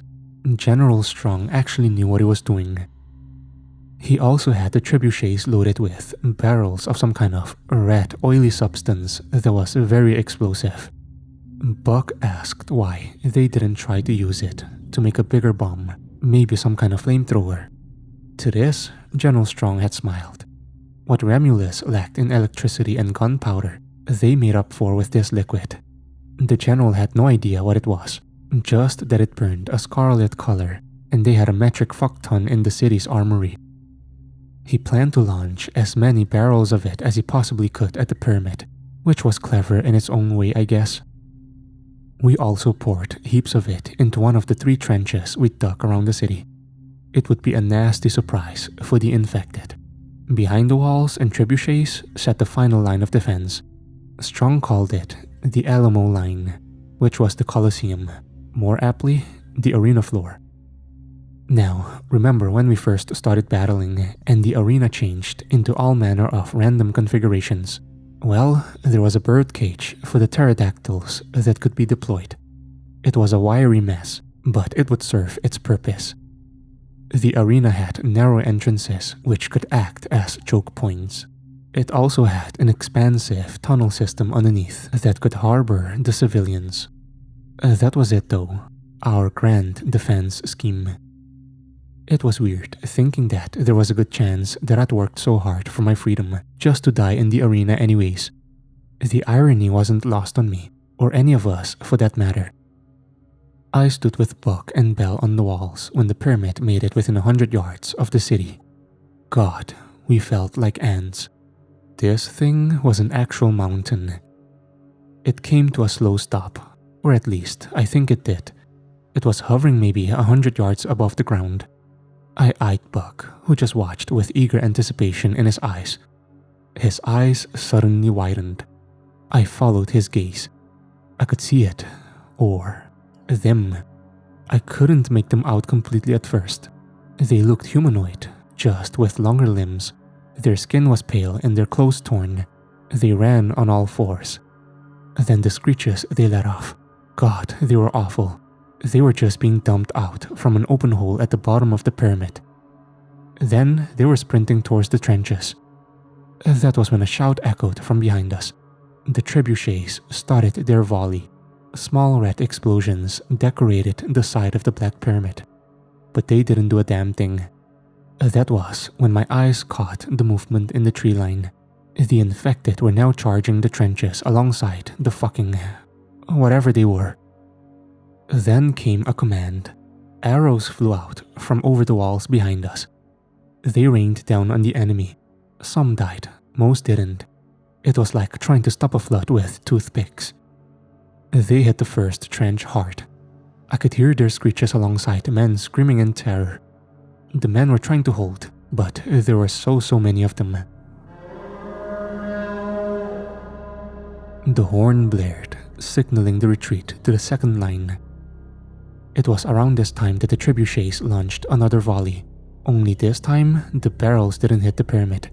Scarlet explosions peppered the swarm ahead of us. Buck was on the ballista to my left. He fired. At what? I don't know. The spear disappeared in the crowd. It didn't matter what we launched the swarm. It just wouldn't stop. They were at the second trench in maybe 2 minutes.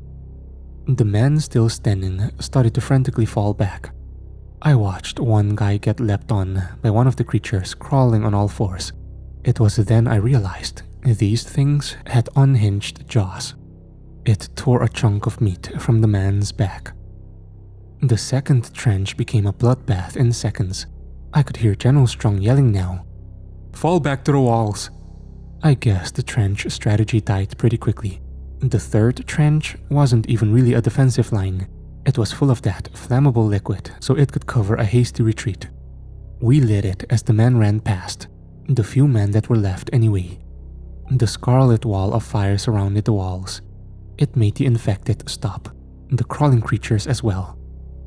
I admittedly breathed a sigh of relief. Then we heard a loud noise. It was like thunder. My eyes glanced up at the pyramid ahead of us. I could see what looked like a black mass exiting the bottom of the pyramid. Then came the buzzing. "Oh, we're so fucked," I said.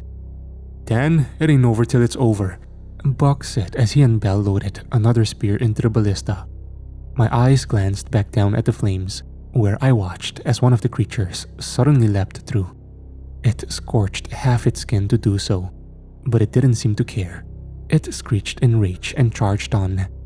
I wished with every bit of my soul that I had a gun.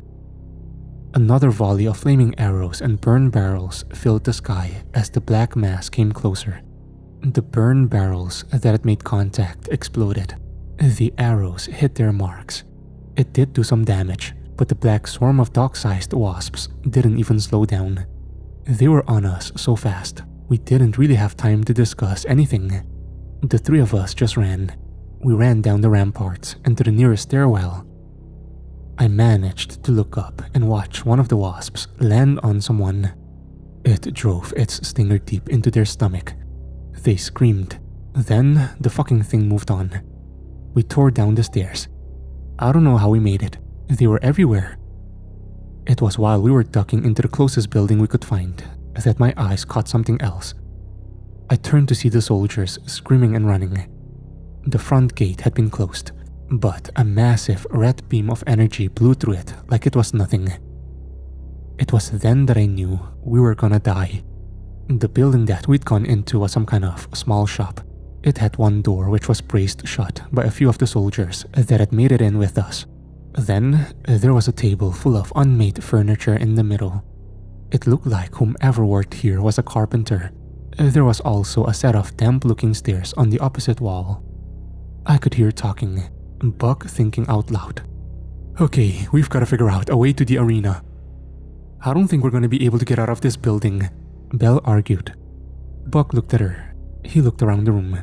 There were 7 of us. Belle, Buck, myself, and 4 soldiers.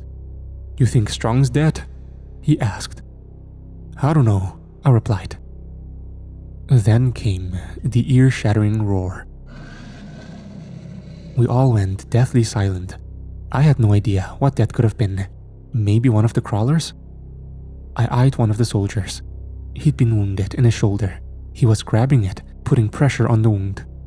He looked pale, but that could be from blood loss. Or... My heart accelerated when I realized it. "Hey soldier, how do you come by that wound?" "Huh?" he asked through narrow tired eyes. "Did you get stung?" I asked. I could see the other soldiers start to back away from him. What? No, I fell. The man's eyes suddenly rolled into the back of his head as he started violently convulse. Shit, barked Buck. I'd had enough of this bullshit at this point.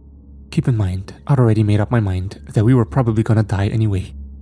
I stepped forward right as the buck burst its head out from the man's neck. Blood and viscera went everywhere. I drove my sickle into the buck's head. It went limp. Then I removed the sickle and drove it into the top of the soldier's head. It was quick and messy work, but it was done nonetheless. I turned to look at Buck, then the rest of the soldiers. Anyone else injured? I asked.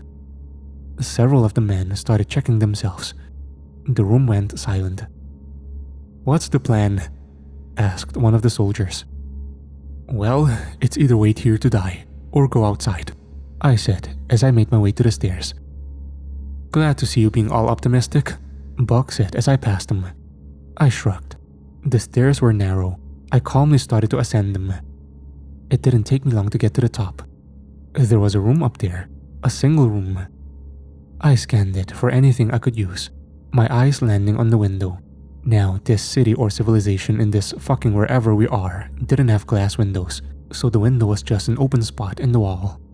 That being said, the window did have kind of shutters that were closed. Mostly closed. I called them shutters, but they were more akin to wooden blinds. I could see through them, see the black swarm that had overtaken the city. I growled. I could see the cobblestone street beneath us. It was soaked in blood. The zombies and crawlers had passed us by somehow. A few stragglers ran past and towards the center of town. Then, there was another noise. A screech sounded off to my left. I turned just as a figure stepped forth into the street.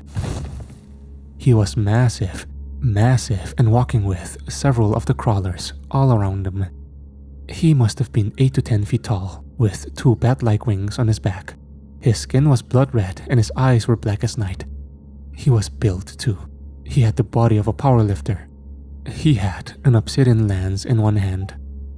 What the fuck? Was all I could get out.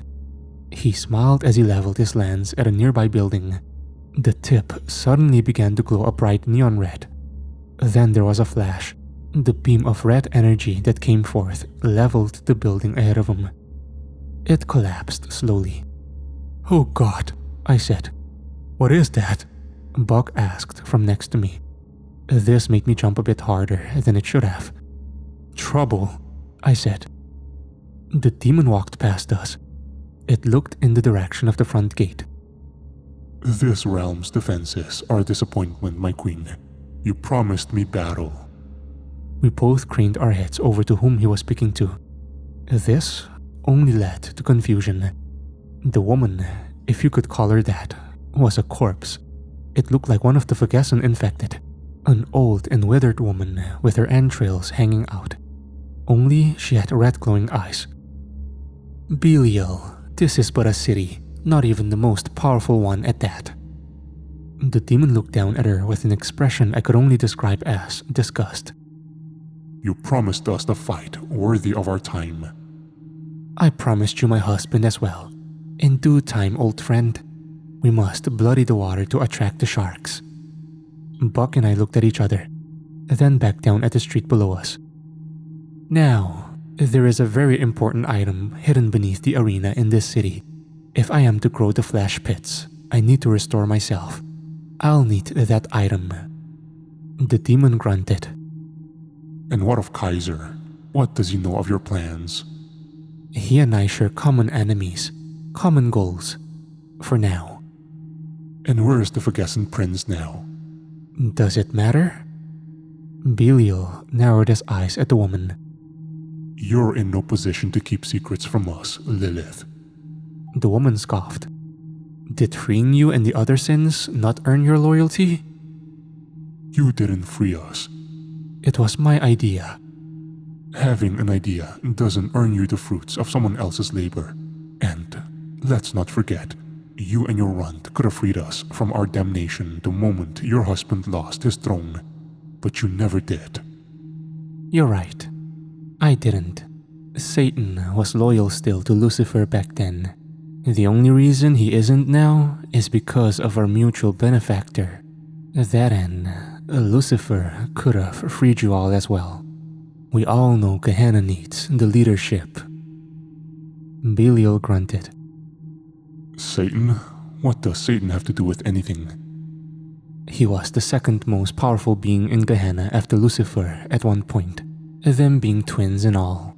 You know, I often wonder if Lucifer had been the one cut down by Michael instead of Samael, how things would have turned out. But here we are. Now, do we have to sit here and keep meandering? Or can we? A loud explosion sounded off to my right. I craned my head to look.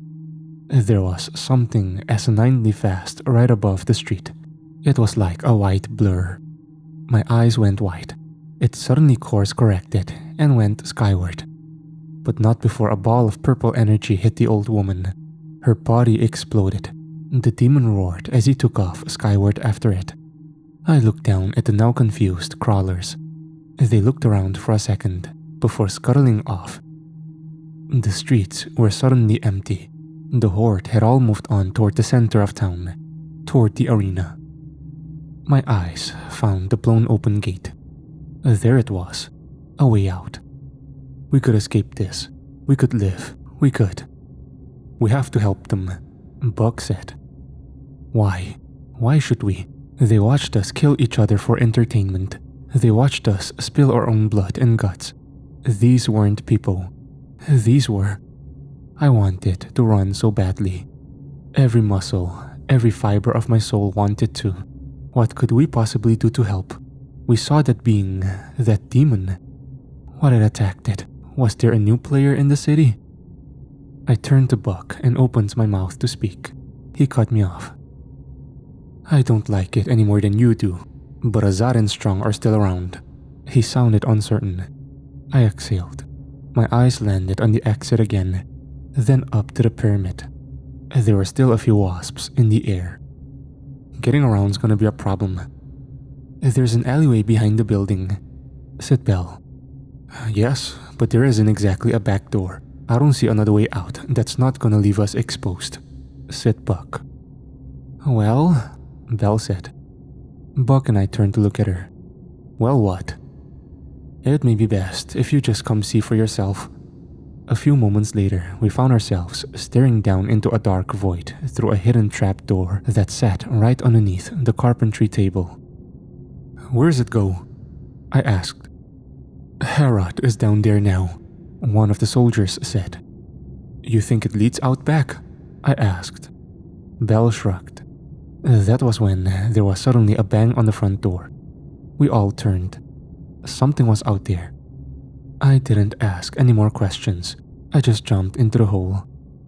The tunnel I found myself in was dark. It wasn't very long. I could see the soldier bathed in a solid beam of light at the other end. He'd gotten another hatch open. I assume it leads to the outside. Come on, he shouted. I ran toward him. He climbed the ladder. I could hear Belle and Buck land behind me with the two other soldiers. One of them shut the hatch on our end. I wasn't surprised by what I saw when I finally made it to the other side. It went straight up into another shop of some kind. The light we'd seen was due to that shop no longer having a roof. I climbed out and took cover by the nearest wall. I could taste the iron in the air, smell the smoke and sulfur. The place looked like an apocalypse was actively happening. Destruction everywhere. I mean, the apocalypse was happening. How far away are we from the arena? Asked Buck. You're kidding, you wanna go there? Asked one of the soldiers. Yes. Why? It's the right thing to do, Buck said. You're gonna die, the soldier replied. We'll die if we run too. Just a matter of what you wanna die for, Buck said. The soldier took that in for a second, then took a breath and pointed. If we follow the alley all the way to the end and then turn left on the first street, it should take us to the arena. But getting through that horde is gonna be a problem, he said. One bite at a time, Buck said. He led us down the back alleyway. It wasn't cobblestone like the street. It was more dirt. Wet dirt. It was still relatively decent cover. Several of the buildings were just piles of disjointed rubble. We could hear the sounds of battle in the distance. We didn't run into any resistance. We made it to the road within maybe 10 minutes. All the while, the screams and gnarls grew louder and louder. I was the first to peer around the building. My eyes went large as something lurched into my throat. "What is it?" Buck asked. I didn't know if I wanted to throw up or run away. The Colosseum was covered in the creatures, and I'm sure you're wondering which ones, like the wasps, the zombies, or the crawlers. To that, I'd say yes. It was like ants at a picnic. Every orifice was filled with creatures. Every inch of the building was covered in them. Then there was even more of everything surrounding the building. "I don't think there's a way in," I said to Buck as he looked around the corner. That was when a shadow suddenly cast overhead. We all looked up. The pyramid was moving again. It was above us. I could see straight into it. It was a massive round hole that led into an obsidian void. It hadn't made a sound on approach. I don't think there's anything we can do," I said. That was when the 3 remaining soldiers just ran. I couldn't blame them at all. Buck and I watched as they sprinted down the alley. Then our despair turned to horror as the fucking demon from earlier landed in front of them. "Oh shit," I said. Where do you think you're going? He asked as he slashed his lance. The swipe cut all 3 in half. Blood and intestines painted the ruined walls around them. His eyes snapped to us. He smiled like a fucking shark. Well, little rabbits. "Run!" I heard Buck say as the 3 of us started to exit the alleyway. Only we made it maybe 3 steps when a horn bellowed. The ground rumbled beneath us. I almost lost my balance. I practically found myself diving onto the other side of the street. Buck and Belle were next to me. That was when the street straight up collapsed into ramps. Next thing I heard was screaming. Not screams of terror, but a full-on fucking war cry. My eyes blew up as the horde of terror birds came screaming into the flanks of the creatures. My eyes went up and past them as they charged out. The demon was watching this all unfold with a smile, like this unexpected glimmer of hope for us, of inconvenience for him, pleased him. He reached for something on, or maybe in his ear, and started to speak as he suddenly spread his wings. One flap, and he was skyward. We turned our attention to the rams where Azad came out atop his chicken. He smiled at us. "Chicken Slayer, you made it." "We're strong," asked Buck.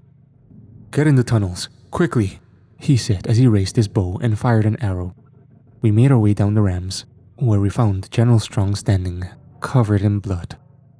"Holy shit, you made it," he said with a smile. "None the worse for wear," said Belle. The ramp led us to a massive staging area. It was about as large as a basketball arena. He motioned for his men to close the ramps. They started pushing massive levers. I could hear gears groaning as we slowly started to find ourselves in darkness. "Why didn't we know about those?" asked Buck. "We didn't even know about them until about 10 minutes ago. The tunnel system is ancient, almost as ancient as Remulus itself." "Is there a way out?" asked Belle. "I don't know. We have scouts looking. We've all but lost the Colosseum. Everyone is in the tunnels. Azad volunteered to buy us some time." The ground shook around us. "I'm not sure a suicide charge is gonna help much," I said.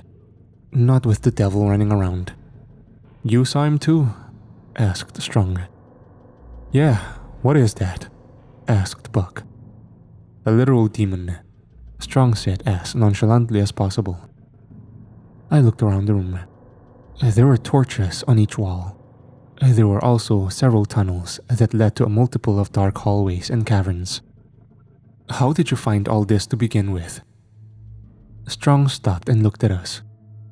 Battle above dislodged a wall that had been bricked up a few generations ago. We heard the demon talking with someone. They're after something that's down here. Buck spoke as we followed General Strong. The general stopped for a second.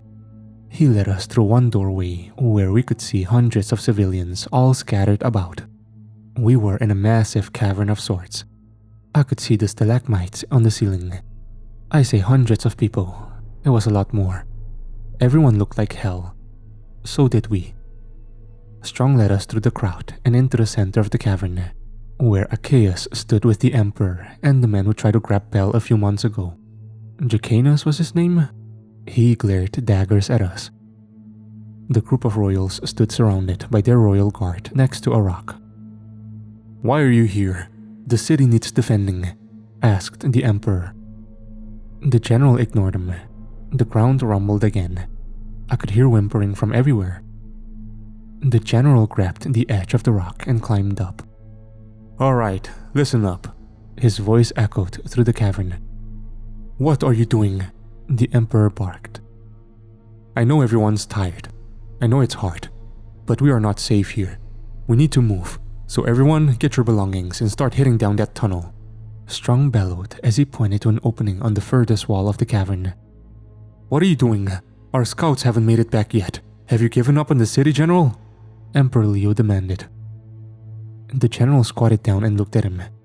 "You don't rule a city. You rule the people. Now lead your fucking people." I could see Leo's face twitch with irritation. It was then I heard the loud crashing noise. My eyes went toward the opening we'd come from, where I saw a red light. This was followed by smoke.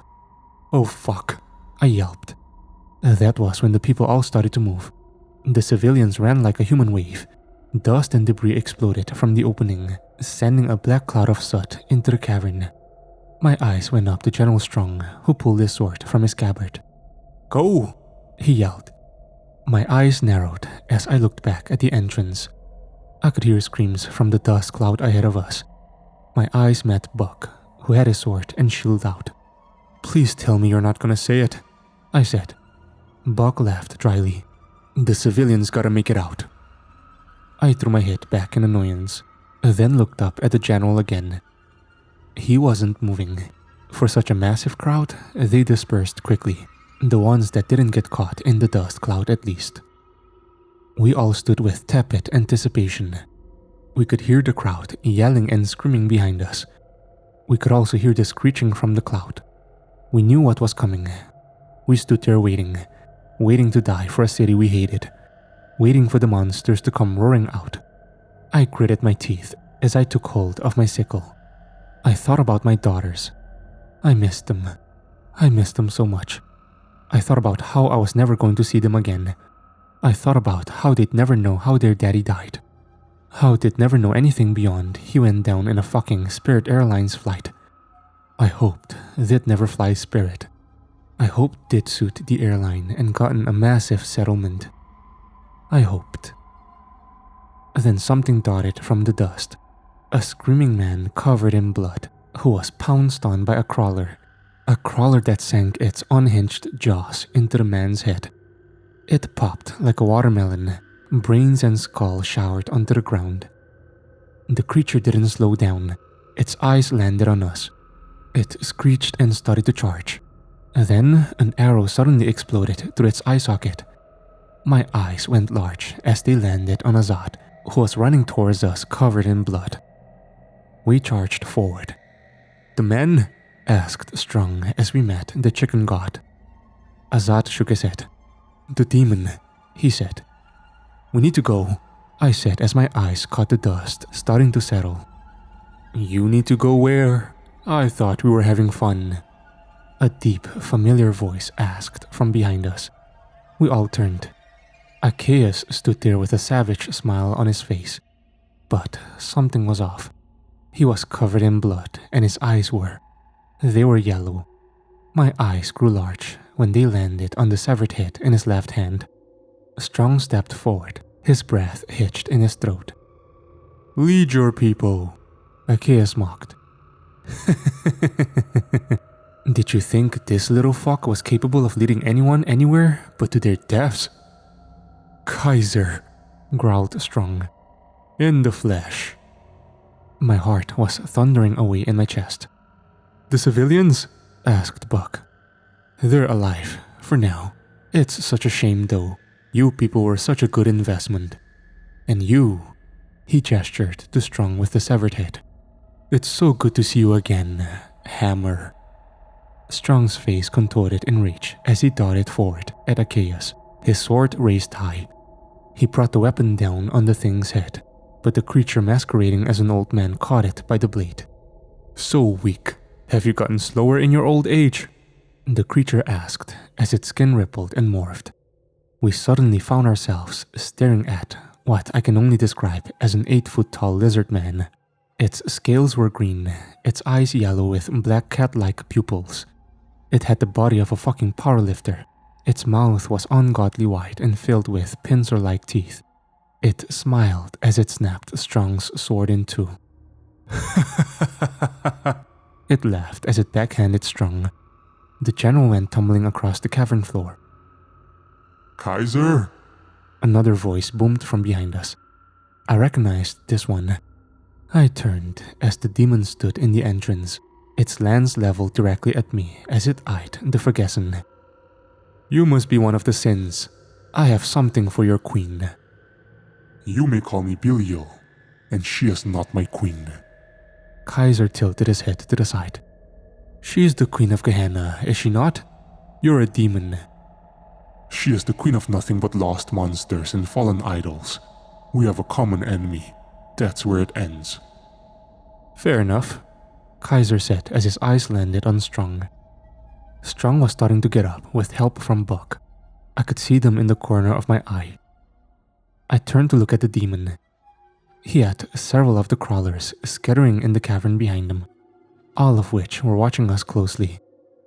If I thought we were gonna die before, I knew we were as good as dead now. My eyes landed on the demon's face, then the demon's eyes. He wasn't even looking at me. His eyes were on Kaiser. Now what is this item that Lilith wants so badly? She didn't tell you? I turned to run, but a crawler cut me off and growled. I backed up. We were surrounded now, surrounded with no way out. What were they waiting for? The item is a key to the vault underneath the spinning city. Kaiser's voice sounded off. Something flew through the air, and Belial caught it with an outstretched claw. Now what do you want to do with the humans your pets are toying with? This was it. The moment we finally were to meet our destiny. I growled under my breath as I readied my sickle. My eyes caught Belial looking down at whatever was in his hand. He had a serious look about him. His inky black eyes shifted as they landed on us. They're mine. He took a step forward. That was when the ceiling behind Kaiser suddenly collapsed. It was loud. Everyone turned to look at the dust that had been kicked up. I could see sunlight through the circular hole in the ceiling. That was the thing. The hole was circular, a perfect circle. It also was maybe 20 feet wide. There was a ton of dust that had been kicked up, dust that didn't quite reach the ceiling. I narrowed my eyes. I could see something move in the dust cloud, something big. I took an instinctive step backward. That was when a massive hand grabbed me by the back of my neck and held me up. My heart thundered. His grip was icy and hot at the same time. His skin was slimy. You blast me. You killed this human dragon rider. Dragon rider? What did he mean by dragon rider? My eyes caught more movement in the lower area of the dust cloud. A shadow in the shape of... No, it couldn't be. My eyes widened.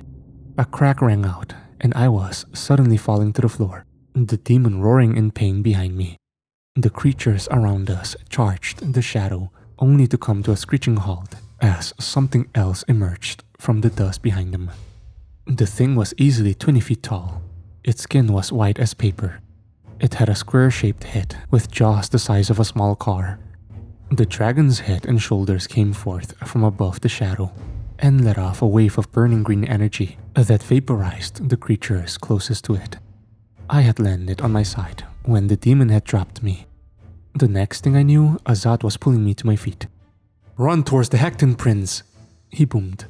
I ran toward the dragon as it exited from the dust. It laid waste to the creatures behind us. I only chanced a single look behind me as the demon was retreating with a missing arm. I couldn't see any sign of Kaiser. Come to think of it, I'm not sure when he vanished. We made our way to the smaller shadow. It was a man who stood there with a smoking revolver in one hand. A man wearing a tan duster coat over the most gunslinger getup I've ever seen in my life. He looked young. His eyes were hidden underneath the brim of his dark leather cowboy hat. I could hear the dragon wiping the floor with the creatures behind us. "Mr. Strong?" the man greeted. Holy shit, was all Strong managed to get out before he wrapped the man up in a massive bear hug. The two hugged for a moment before separating. "I'm sorry we couldn't get here sooner," the gunslinger said.